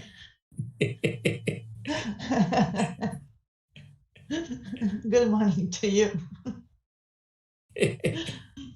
Is that your comment, Jack? That was it, because Neverly wasn't here earlier, and we didn't get to say good morning to her, so I wanted to make it official. Yeah, I beat her with my own drum, yeah. Hey, you know what time it is for her to start with us? Oh, I know. She has to get up like very early. Very early in the morning. Before the birds are singing in the trees. I know. Correct. But I'm here. All right. Yes. So, guys, do we have any more comments? Do we have any more questions in the chat? Rhonda, we got anything? Let's see here. TTM Fangirl said, Sandy G posted a while ago, apparently, that Bobby Dassey Black Blazer was crushed along with other family member vehicles all in one day. Is this true? Many people answered that in the chat. So, yeah, if you'd like to add. his Blazer was crushed. I don't believe it was crushed at the Avery salvage yard. I believe it was crushed somewhere else. Is that correct, guys? Have I got that correct? His Blazer was crushed. Well, they were only borrowing the crusher from some other company, and I think they got it in from trouble because it Norbs. had been being run without the person from that company there to oversee it. And correct. I think they pulled it out right after that. I think so, yeah. I mean, the salvage yard would have got a very bad name as well, with Stephen being arrested, then Brendan being arrested. But it's true. Bobby Dassey's Black Blazer was crushed, which is, it begs the question why, but it was. Why? And the Blazer in 04, T1 was asking about it. I said I thought it was Barb's, and he said he thought it was maybe in Barb's name, but that Bobby used it as his daily use vehicle. And I really don't remember anymore. That's the one that got set on fire, right? Yeah. Yes, there was one that was set on fire. I know Barb had said something about that Steve had an extra key to it in case he needed to use it or move it for some reason. Correct, but Stephen had. But I don't remember who drove it regularly. Yes, correct. But you're correct, just Rhonda. Bobby Dassey's Blazer was crushed. Correct. All right. All right. One last question that I saw was from Trish RN. We love the questions, by the way. Yes. It's just kind of a comment. She said, I wonder if the partial grave on Cuss Road was where Teresa Halbach's body was going to be buried, then a change of plans, and she was burned. And that's an interesting comment. That's a very interesting comment. Very interesting comment. And I don't know the answer to that, but the thing that makes it very suspicious is this, right? Cuss Road, and we've discussed this, we've discussed that ad infinitum. Cuss Road looked like a proper crime scene, right? It didn't look like a partial crime scene. It looked like a full-on crime scene with a lot of crime scene tape. There were a lot of officers down there. There were 2 crime lab trucks down there. There was a fire brigade. Allegedly, an ambulance was called down there. There was a lot of detectives. And for what? A peat moss bag? I somehow don't think so. Checking convictions. Yeah, I just want to say that I think that's a good question. It was, and I just want to say that I think they paid more in an investigative way with taping and photography or whatever than they did throughout the whole case. Correct. And the thing that is of concern was that it was Bushman and his team that were down there. So if anything was found and they didn't want it photographed or videotaped, then what you do is you remove it. Then you call in the guys to film and take photographs and videotape, and nothing is down there, right? So that's a very good question. Either it was a gravesite to bury the body, or there was something found there. I don't think we're ever going to know. I honestly don't think we're ever going to know. But what is bizarre, of course, was that they got, I think it was the state trooper, they got a group of people to do a 3D map of that entire area. They took, obviously, hundreds of measurements. Now, wait a second. If the state is saying that Teresa Halbach never left the property, why are they spending all this time down at Cuss Road? It honestly makes No sense. Jack 61. I was just going to add that was Trooper Austin. Yes. There was a massive report. They did 3D maps. They did a lot of measurements. They did a lot of photography. We know that pictures were taken from the air, obviously from a helicopter. Now, that sounds rather suspicious for a peat moss bag. Surely, someone with a trained law enforcement training would have spent 10 minutes to say, guys, there's nothing here. But as you can see, they put crime scene tape all around that area, including the deer camp.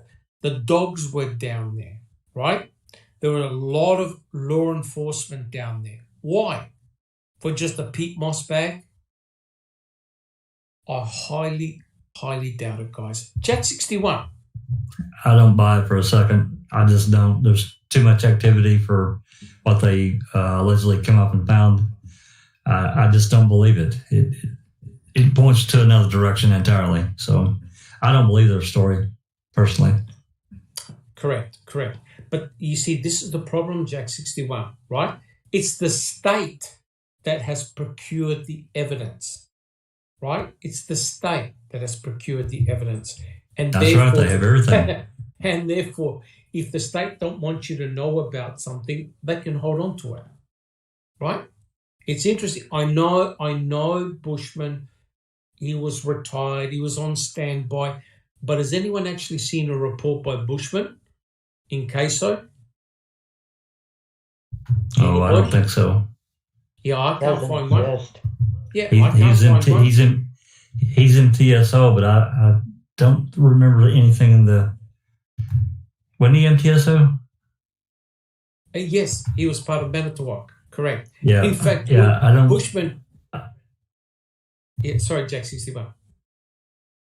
No, I was just going to say I don't remember seeing anything in the whatever page summary that we got from TSO from Bushman. There might be, but I don't remember it. Correct. And Bushman was one of the original people involved in Stephen Avery's arrest back in '85. And who comes out of retirement? Well, standby, Bushman. And what's his speciality? Does anyone know what Bushman's speciality was? Dogs. Dogs. Canine. Correct. Mm-hmm. Correct. He was a dog handler. And what did Sheriff Pagel prevent from happening at the at Cuss Road? Dogs going onto the site over there. Because Correct. I honestly believe because they found what they needed and they did not need a dog at that point. No, correct. Because the dog handler would have had to have written a report on every hit that the dog does, right?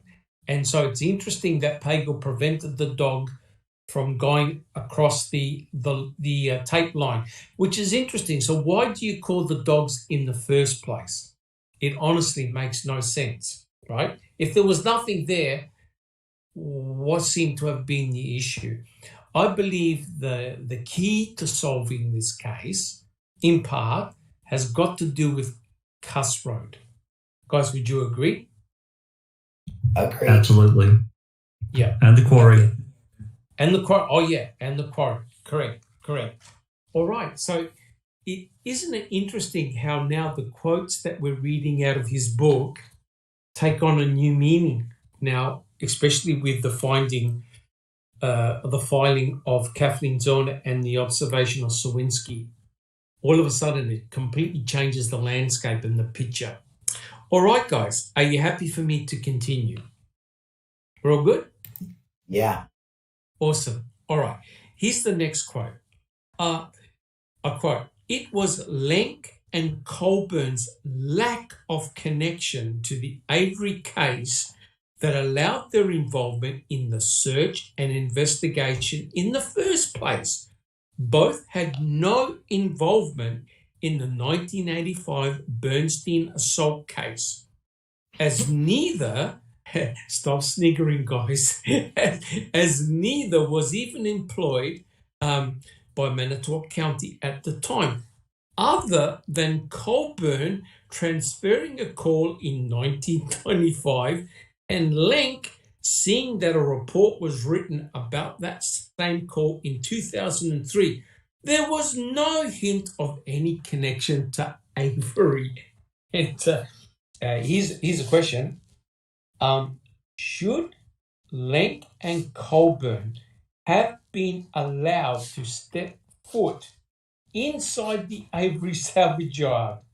Why or why not?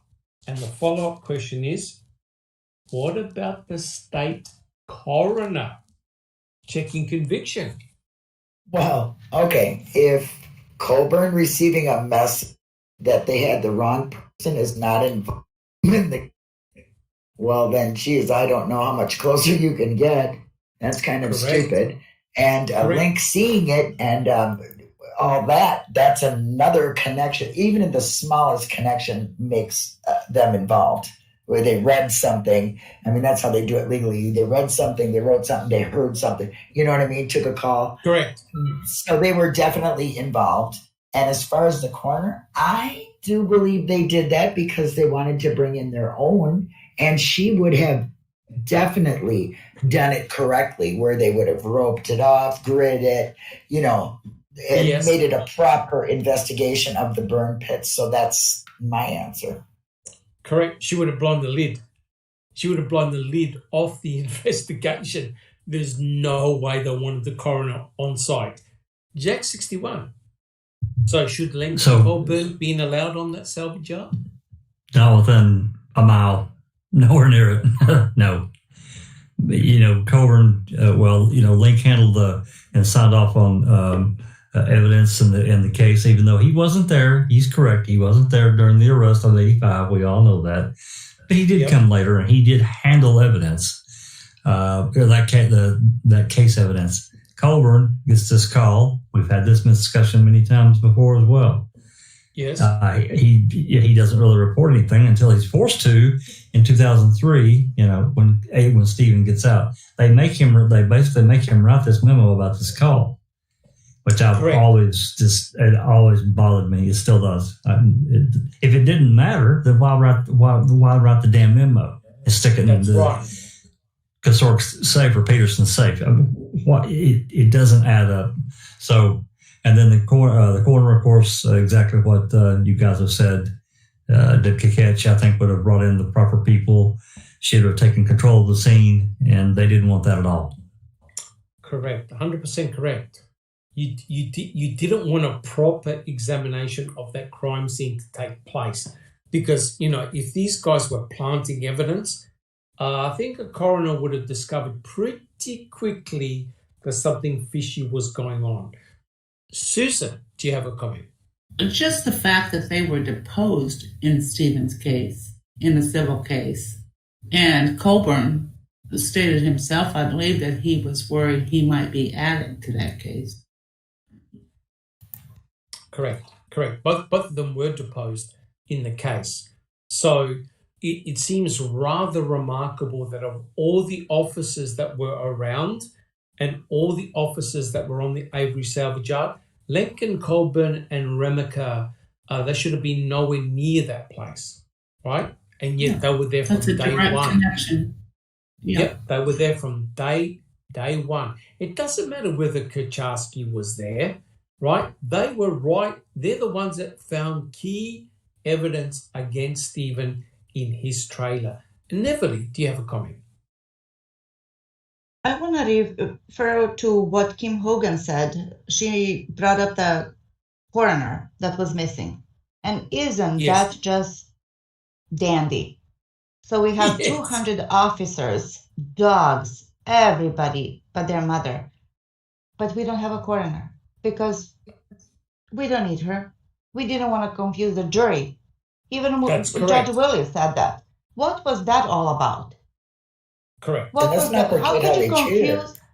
How do you confuse a jury with a coroner who's going to say her story, which is a part of the puzzle?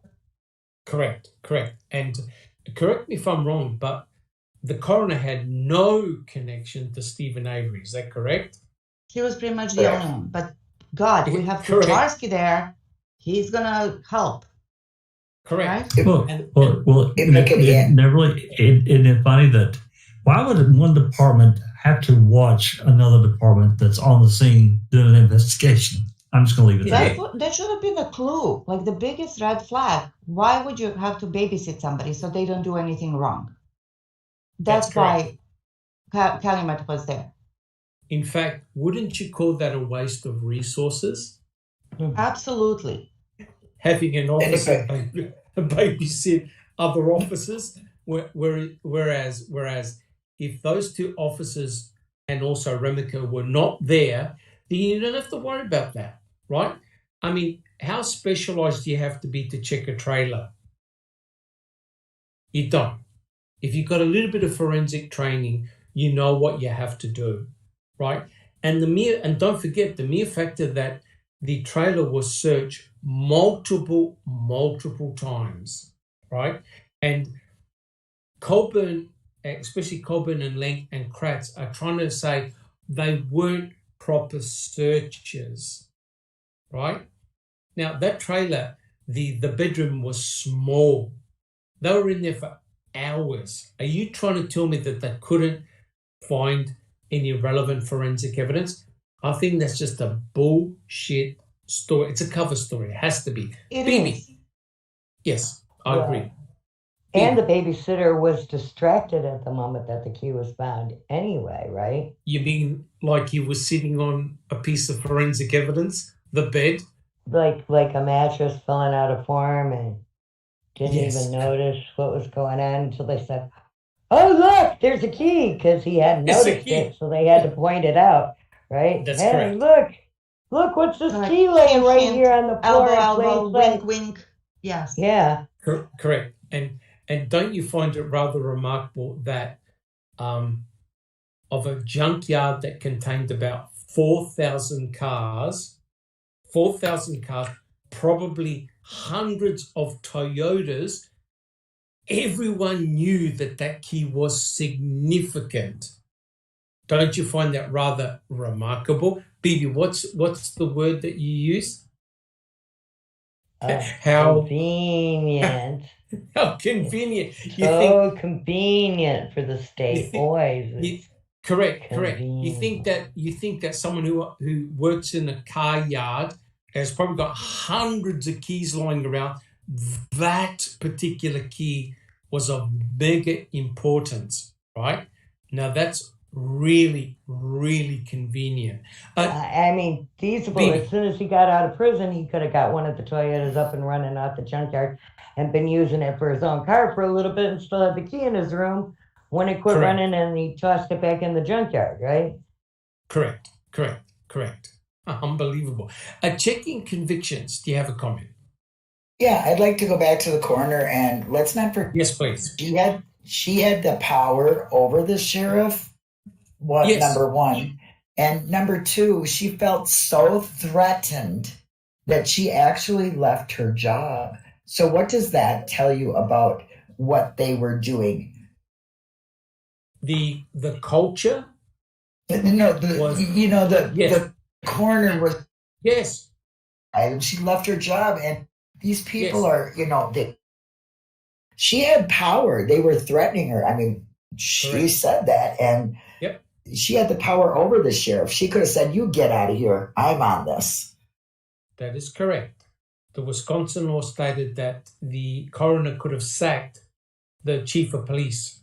She had the power, right? And they prevented her from coming onto the salvage yard, and they also threatened her with arrest. Neverly, do you have a comment? To go back to the trailer, remember that Wiegert, what he said on the stand? Well, they had 5 days to clean it up, right? Correct. First of all, that trailer from day one and for forever was not in a pristine condition on the inside, right? Yes. So it wasn't as catastrophically presented as Barb's house was, but still, it wasn't pristine, clean, like cleanliness-wise, right? No, so environmental conditions were just like, whatever. But then, isn't that funny that Colburn, who went to see Stephen Avery on the 3rd, was it the 3rd or the 4th? and ask for permission unofficially to go into the trailer to check things out, and Stephen lets him. Correct. How? Correct. I mean, if you're innocent, if you're guilty, would you ever do that? You wouldn't. So he goes there, and what does he say? He actually said that. He said, no, nothing out of the ordinary, right? Correct. So then he takes him 7-8 searches to find the key and to go over there and destroy the place. That's correct. And not only that, Colburn had to shake the cabinet until it basically fell to pieces. I've never heard of a searcher who took out their frustration on a cabinet, so a key magically falls out. He had to come up with an excuse of how that key was found there. So he had to come up with a reason of the fact that he had to shake the cabinet out of frustration. What did the cabinet do to him? That's what I want to know. I would like to contribute that to one special prosecutor, Ken Kratz, who coaches his yes, he does. Witnesses. Yes, he does. Right? Correct. Yeah. And why didn't he shake the bed? Why didn't he shake the computer? Why didn't he shake all the other places? But no, he just shook that. Yeah. Maybe the spirit showed him the way too. You never know. That's the aliens. The aliens showed him the way. The alien. Well, but the thing is, right, they emptied the cupboard and Lenk looked directly in the cabinet and Lenk said he didn't see a key, right? So they were allegedly shoving back the magazines, and they shoved it so hard, and Colburn shook the cabinet so hard that the key just magically appeared. Jack 61. Well, I think about this report that Kacharski wrote. Lincoln and Colburn didn't write it, but Kacharski wrote it. It really is so transparent, because I have a hard time believing a lot of what was reported. He could have been anywhere in that damn trailer, and they could have just wrote it however they wanted. Yes. Right? Yes. That's all I'm going to say. I'm just leaving that comment there. Yes. Correct. 100% agree. Bibi, do you have a comment? Allegedly shook the cabinet violently, because in the photos, the change has barely moved. Yes. There's a lot of things wrong with that story. There really, really is. It's a damn shame that Buting didn't drop the key. He should have dropped the key in court, just to make it sound so ridiculous how this key magically appeared. And what have we been saying? Even Ken Kratz said, even if the key was planted, we've got so much other evidence against Stephen. And that's remarkable, because if you plant one thing, then potentially all forensic evidence is dodgy, right? And that's why I go back to this recent observation by Thomas Sawinski, right? If that Rav, if his observation is correct, none of the forensic evidence can be taken at face value. It can all be potentially discarded, because you don't know what's real, you don't know what's planted, which is rather remarkable. Sammy, do we have any questions in the audience? How are we going? I think Sammy stepped away, Doug. I don't have anything. Okay. No question. Are we all good? Yeah. Okay. Yep. Dr. Silkman, if I may, I don't want to put you on the spot, but I wanted to do something for the longest time, which is a PowerPoint presentation on Deborah Kakach, the coroner. So would you volunteer your time and have a helper, somebody in the shape of Southern California, Serbian, helping you? Well, we are going to do the coroner. We're going to do it as a presentation for Paul Capaldi. The Paul Capaldi keep on talking till their walk. Oh, excellent. Checking conviction. What's the saying again? Keep talking till they're walking. Till they're walking. In the mini-man. Yes, in a mini-man. I made the suggestion. Excellent. If you need help, let me know. I will. I made the suggestion to the panel that we could do the coroner, do a presentation on the coroner. This is actually very important now, especially with the observation of Sawinski, right?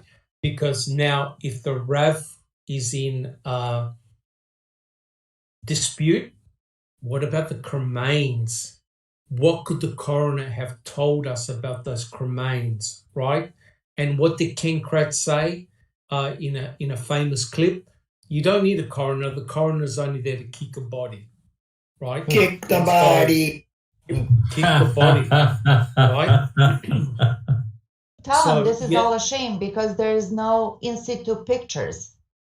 And that's correct. The layout would not make any sense. And she would probably concur with Kathleen Zellner that they were dropped over there from a primary burn site, which was not there. That is correct. Let's do it. A coroner has experience. A coroner would have taken one look at the cremains and said, "These have been dumped here." Right? A person hasn't been buried here. This is not proper. In fact, the coroner would have ensured proper in situ photographs, right? So, Neverly, my understanding is we will do that presentation.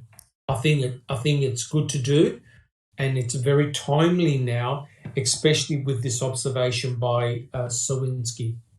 I think the coroner would have really cleared up a lot of the issues that we have in this case. Bibi, do you have a comment? Well, that's the whole point to the grid they lay down, because when they lay that grid down, they can tell if it's at all remotely possible for the body to have been actually burnt there because of the layout, or if the bones were dumped. That's one of the key things the grid is for. Correct. But you see, here's the issue, guys. It's not just the burn pit. It's Yunda Burn Barrel number 2. It is Cuss Road, and it's the Manitowoc County Gravel Pit, right? And you would have had the coroner at all of those sites, and the coroner would have written up a report to say, hey, something doesn't add up here, right? And that's not what the state wanted to hear, right? So we know that Ken Kratz didn't want to talk about the cremains at the Manitowoc County Gravel Pit because it was damaging. He trivialized the findings in the Yunda Burn Barrel number 2, and he totally ignored Cuss Road. So a coroner would have completely exposed the shenanigans that went on. Neverly. I think that the coroner would have a coronary herself if she saw what she saw. Yeah, right? No in situ pictures, disturbed environment, and also the front loader or the skid steer, whatever it's called, the skid steer digging for bones. Were they looking for a dinosaur? I mean, those remains were found and they were like the size of your pinky nail, and they were using a skid steer. Just ridiculous. Even Erdl said that the reason that they didn't have any in situ pictures because the environment looked disturbed already. Yes, and he was one of the first people there to sift it. So why is he making that comment? And he was on the state side, yes. That's correct. Why is he making that comment for if he was one of the first people there to sift it? It should not Probably because it's true. Correct. Something weird took place. Bibi, do you have a comment? They actually dig more delicately for dinosaur bones with a little that's correct. That is correct. They don't use the skid steer. They don't use the skid steer. For them either, right? And a lot of those little splintered bones could have been because they were so burnt and they crushed them with the skid steer. Yes, right? the way. Well, look, Bibi, we know why they did it. I know. They destroyed came in a box, left in a box. Yeah. That's correct. They destroyed it so no one could go back and say, guys, you've got to be kidding me here. This is a joke. That burn pit is a tiny burn area. Are you trying to tell me they burnt a human being in here? You've got to be joking. So what they did is they destroyed it. They completely flattened it to the ground. They even destroyed the fruit cellar out there too, right? That is correct. They were looking for proof of this underground room that Steve had to torture people. Torture, correct. And so they essentially destroyed the crime scene. They took the skid steers and they flattened it. I've never, ever seen that, ever. I don't know. I wish the coroner would have been brave enough to insert her rights over Pagel and have him put in jail and taken it over. Yes, but it seems to me that BB, it was a very toxic environment. Okay, these guys were playing for keeps, right? Well, of course, it would get Steve Avery at all costs. Yeah, correct. And they threatened the coroner. You come on this property, we arrest you. That's their own coroner. Right. Well, so I'd have been like, I'm coming and you're going to get arrested. Yeah. They would have stopped it from coming onto the property. And that's a damn shame, right? So she would have fired them all. She would say, you will back off, right? Yeah. Yes, she had the power to do it. All right, guys. Checking convictions. Did you have a comment? Oh, I was just going to say, I mean, she would have fired them. Correct. To make her scared. That is correct. That's correct. But unfortunately, the horse has bolted now, right? We can't go back. So the damage has been done. So, that's why I think with Zellner, that's why she hired all those experts to show how ludicrous the forensic evidence is against Stephen, right?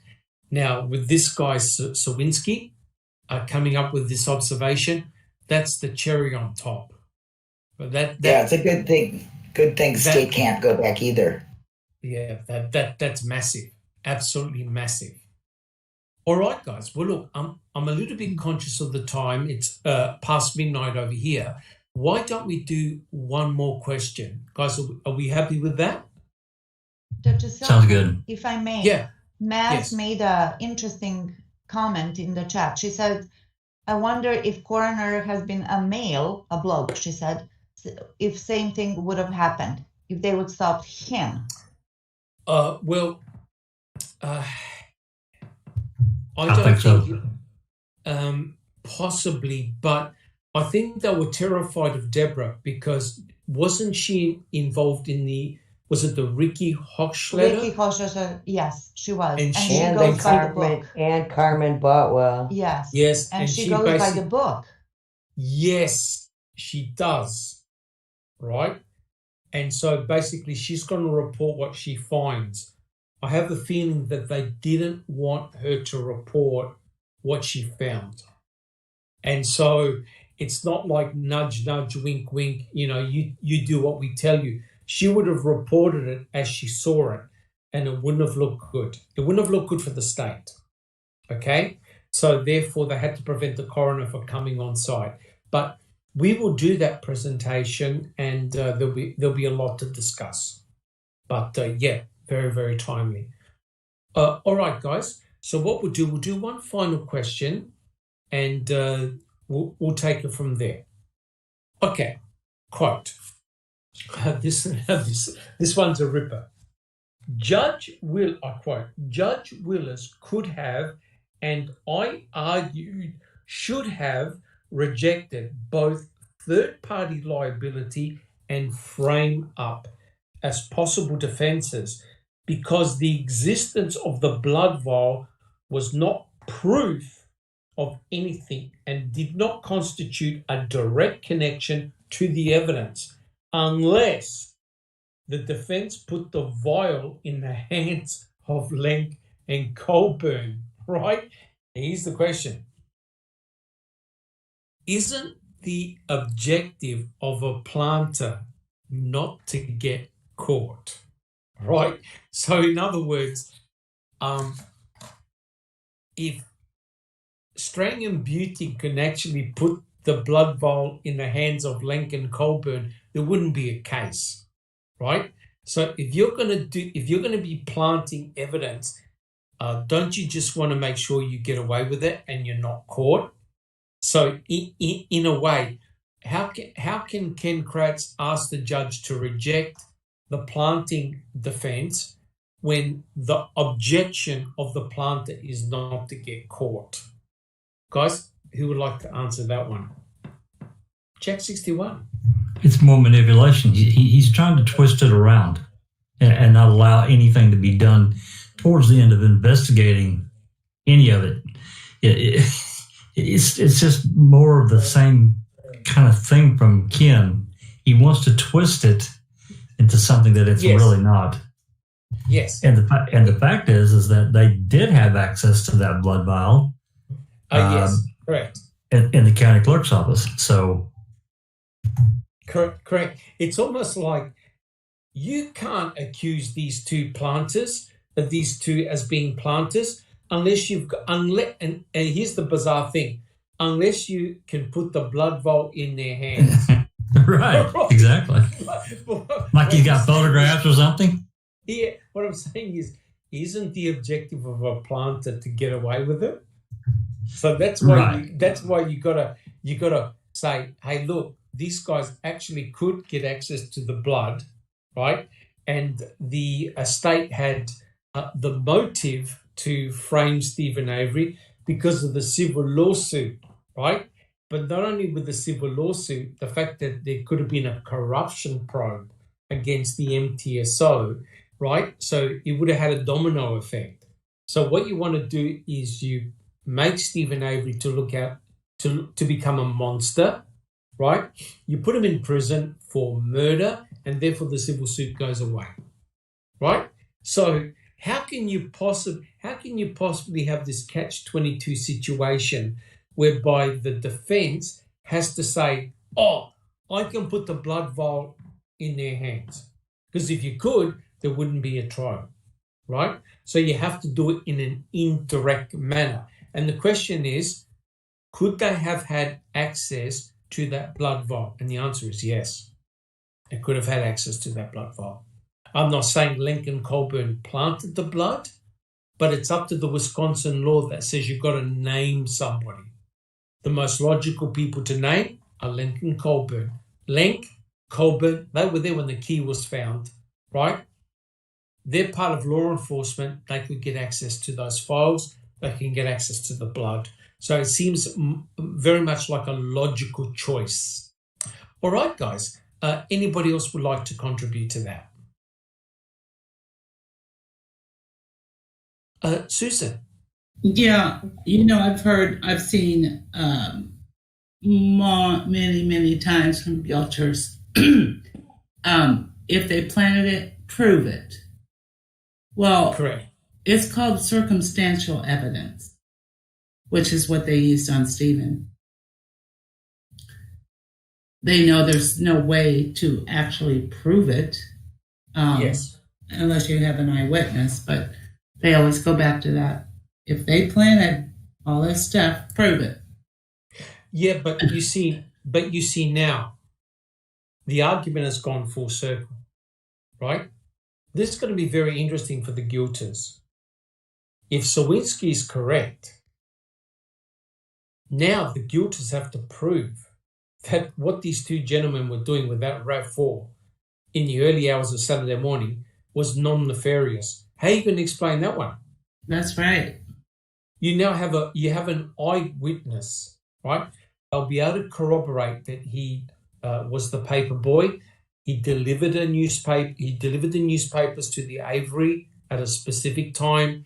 They would have shown that he would have done a newspaper run on Saturday morning, etc., etc. The family would have corroborated the fact that they did receive the newspaper. So if it's on record if it's been recorded somewhere as a phone call or written down somewhere in a report, it's damning. Okay, so here now is direct proof of two gentlemen near or handling the victim's RAV4. You can't get any better than that, right? See, the argument that Ken Kratz was saying, you can't put the blood vial in the hands of Lenk and Colburn, right? You can suggest it, which is what they did, but oh my God, Sawinski saw two people handling the victim's RAV4. Unless there just happened to be another random RAV4 that was blue in the early hours of Saturday morning being pushed onto the Avery salvage yard, right? Oh, no, so he said it. Two RAVs. Yeah, two RAVs. Correct. So now, the tables have been turned, right? The guilters used to say, well, how are you going to prove that? Well, if Sawinski's story can be corroborated, all hell's going to break loose. Susan, do you have any additional comments? I was just going to say that's the big if. Correct. That's why we need to be conservative, hold back on our expectations. Damn it! If it's true, there's going to be a lot of sore heads. That is for sure. All right, guys. Does anybody want to contribute any more to that quote? All right. So, guys, let's finish it here. We've covered a lot actually. I've still got a few more questions to go, but we can do that in our next podcast because so much has happened this week. It's not funny. Neverly, do you have a quick comment? Maybe we can do one quick one. One more. You want to do one more? You want to do one more? Yeah, I do. You too. Okay. You're a good sport. Thanks. We can actually this one. Neverly wants one more because she hasn't been here for the last hour and a half.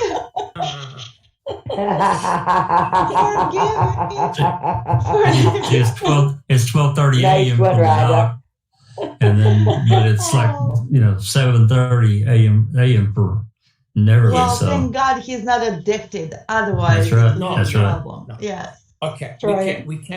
We can do one more, and this one actually is quite a short one.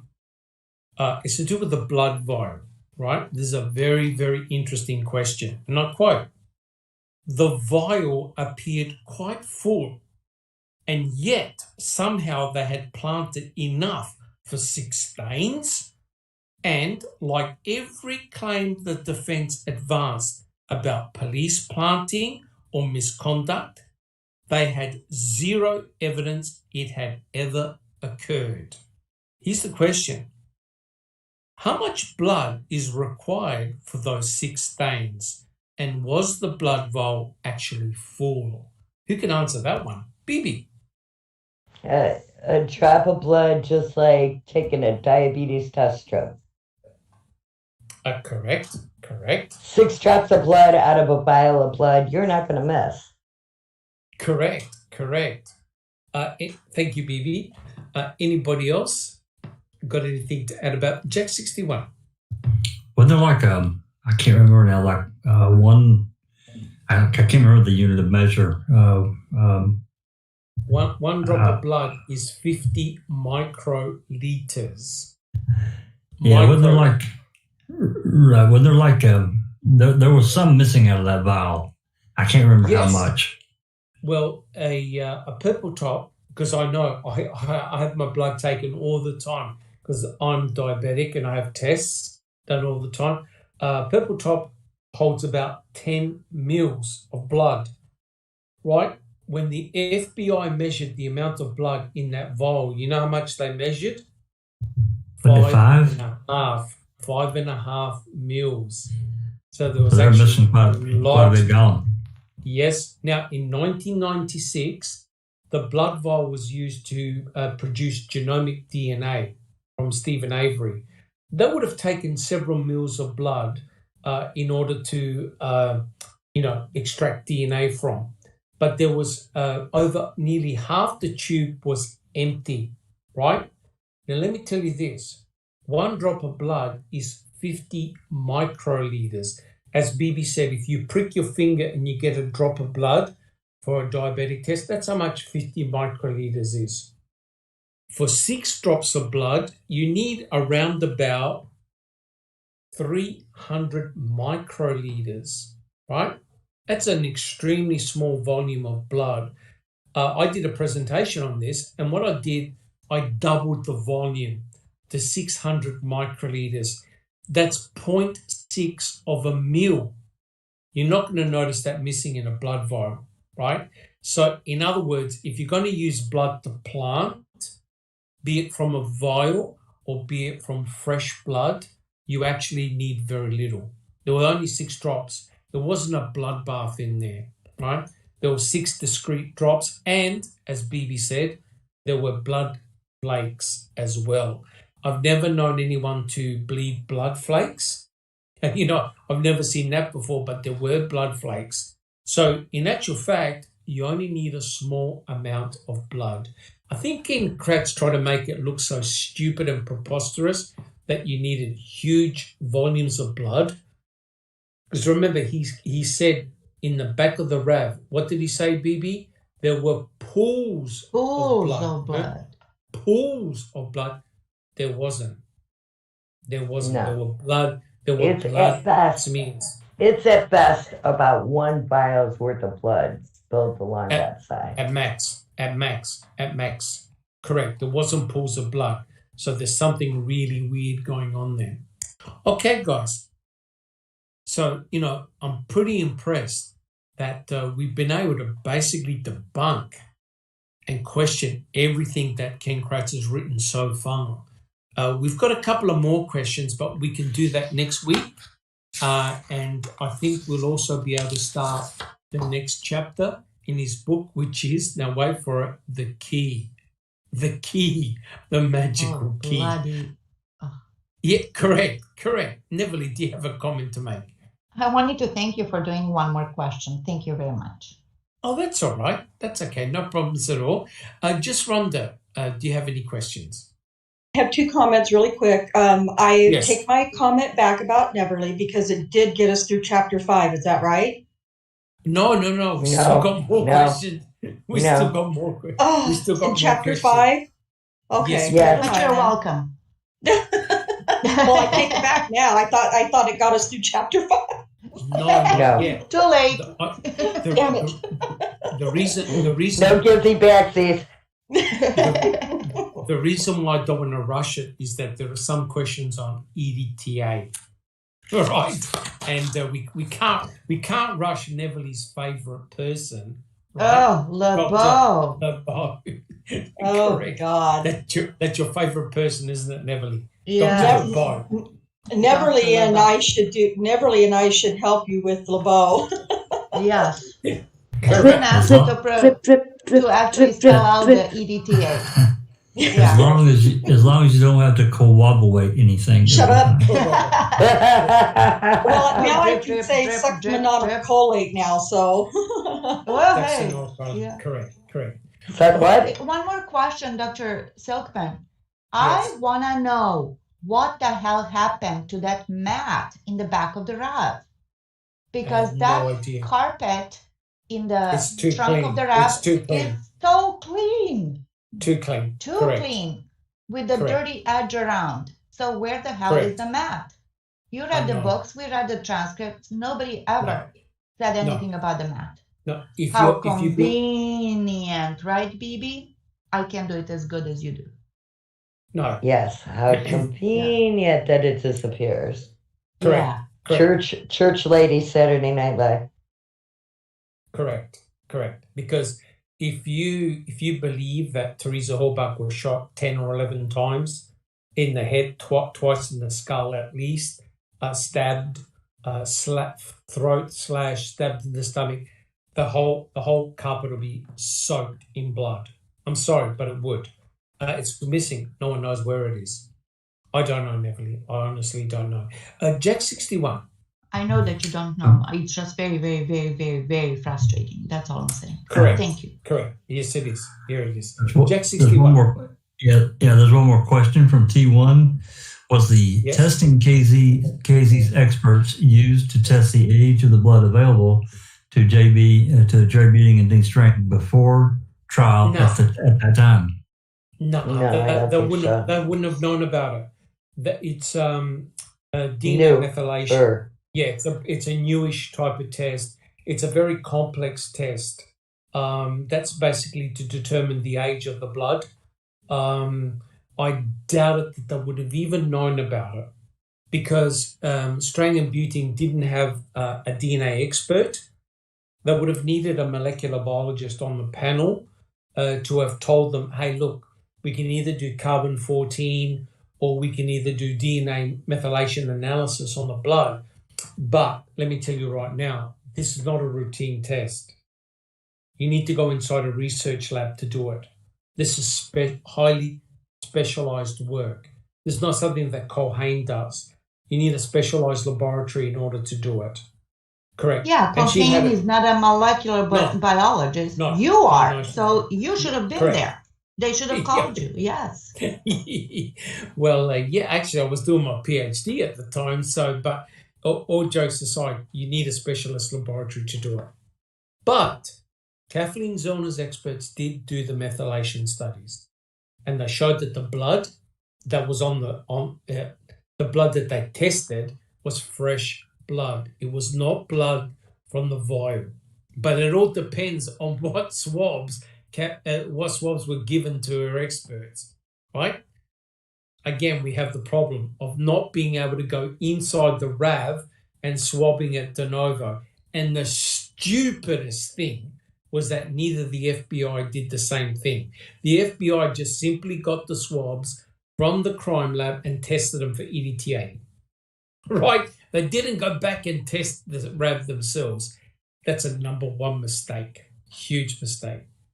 All right, guys, well, hold your quick. Alice, you have a quick comment. Yeah, I was just going to say that while we were on the subject of the FBI and getting the swabs and that, the fact is as well is that they only tested 3 out of the 6 swabs, so they never even done it properly. Correct. But we'll talk about that next week. But this unbelievable thing was that Lebeau was able to come up with the conclusion that the 3 swabs he didn't test didn't have EDTA, even though he didn't test them. What? I've never heard of that. That's a sackable offence, because he didn't even test the swabs, and he came up to a conclusion without doing the test. I don't know how he did that one. All right, guys. Well, look, I think tonight's discussion has been very, very fruitful. We've covered a lot, especially now that of the alleged sighting by Thomas Sawinski. It really changes the slant of our readings that we're doing at the moment. And that's just truly amazing. Has anyone got any comments that they'd like to make before we shut the podcast? Checking convictions. Yes, I'd just like to remind everybody that next Sunday, the 25th, we will be doing Keep Talking Till They're Walking special that Paul Capaldi has put together for a tribute to Ericosi, and Foul Play will be a part of it. I will be a part of it. Paul, the YouTubers, is kind of a mini man, and I just want everybody to be aware of that. And please please join us all. So it's for Ericosi, the great Ericosi. So yeah, that's it. Oh yes. Oh yeah, we'll never forget him, for sure. Jack 61, do you have a final comment?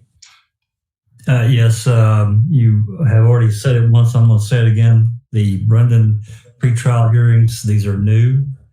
Yes. New documents, new hearings. And again, there's nothing like ground-shattering or groundbreaking in them, but there is some really interesting information, especially about Edelstein and Bregman, about how they argued. I come away from it. They're still not great lawyers, don't get me wrong. However, they did some things that really surprised me in the pretrial to try to get some things down for Brendan. It didn't work, but felt a pretty damn good fight. It's very interesting reading all the way through and listening. So. No open mic. There will be no open mic this weekend. I guess I've still got internet connection problems, but that should be solved by Monday. So we'll pick it up again next week. Okay, awesome. Thank you, Jack. Or maybe the week after, since the mini mam. Probably the week after, because we'll be doing that mini mam. The other piece of news is I'm going to try and get Dr. Sandra Lean back to do a part 2 of the interview. Excellent. Excellent. We've still got a ton of questions to ask her, and boy, I'm telling you right now, the Luke Mitchell, Jody Jones case is the equivalent of making a murderer for Scotland. Sure. It's really that emotive. I couldn't believe it.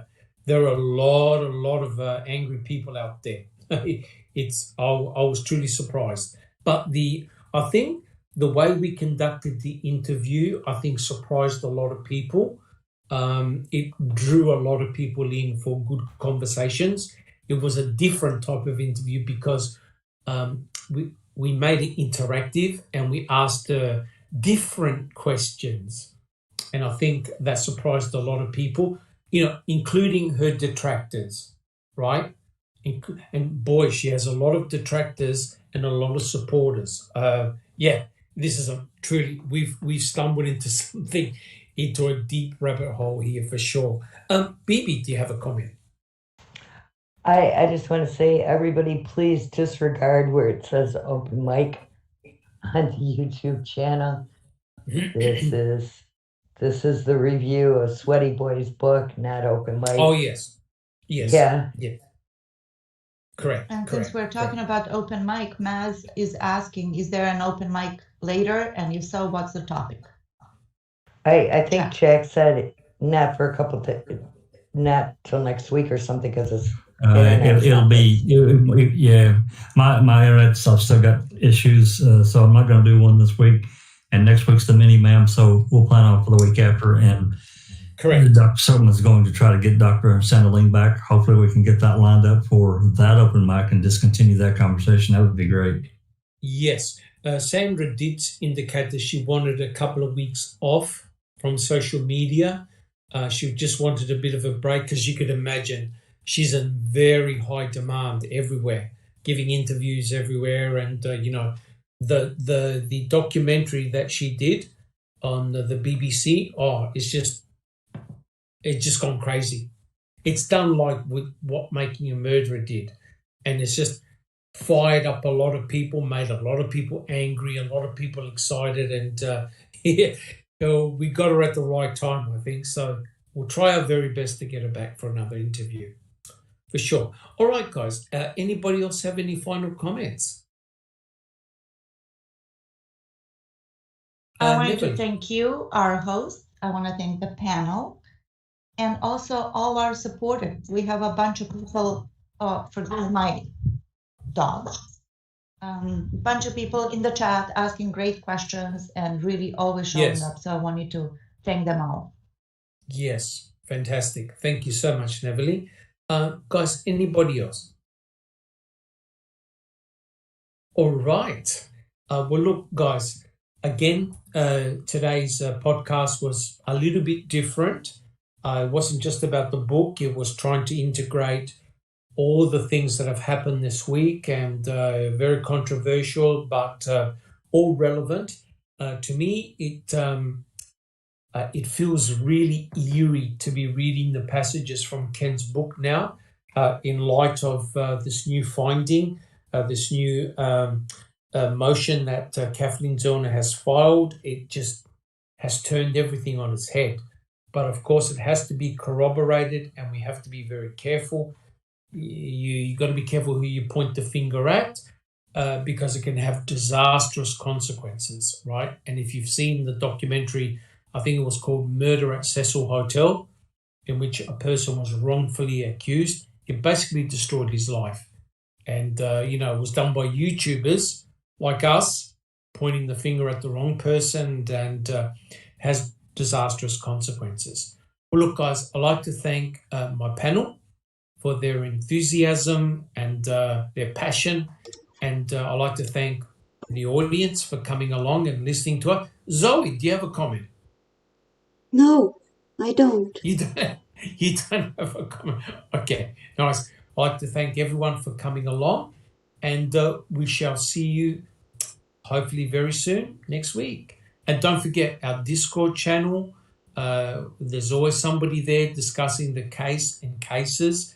that we're studying. We have a very active website with a huge amount of documents, and we're very grateful to have that website, the way it's been professionally kept and presented.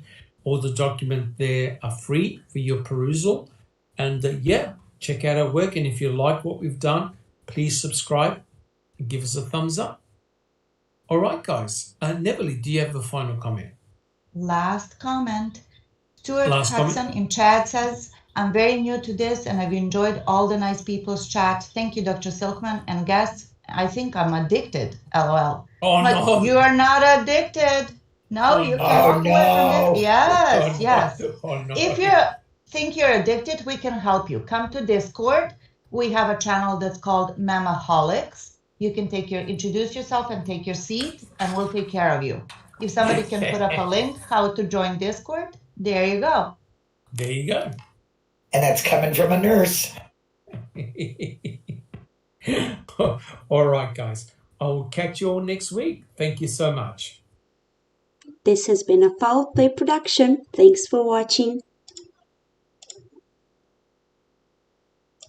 Did I do it right this time?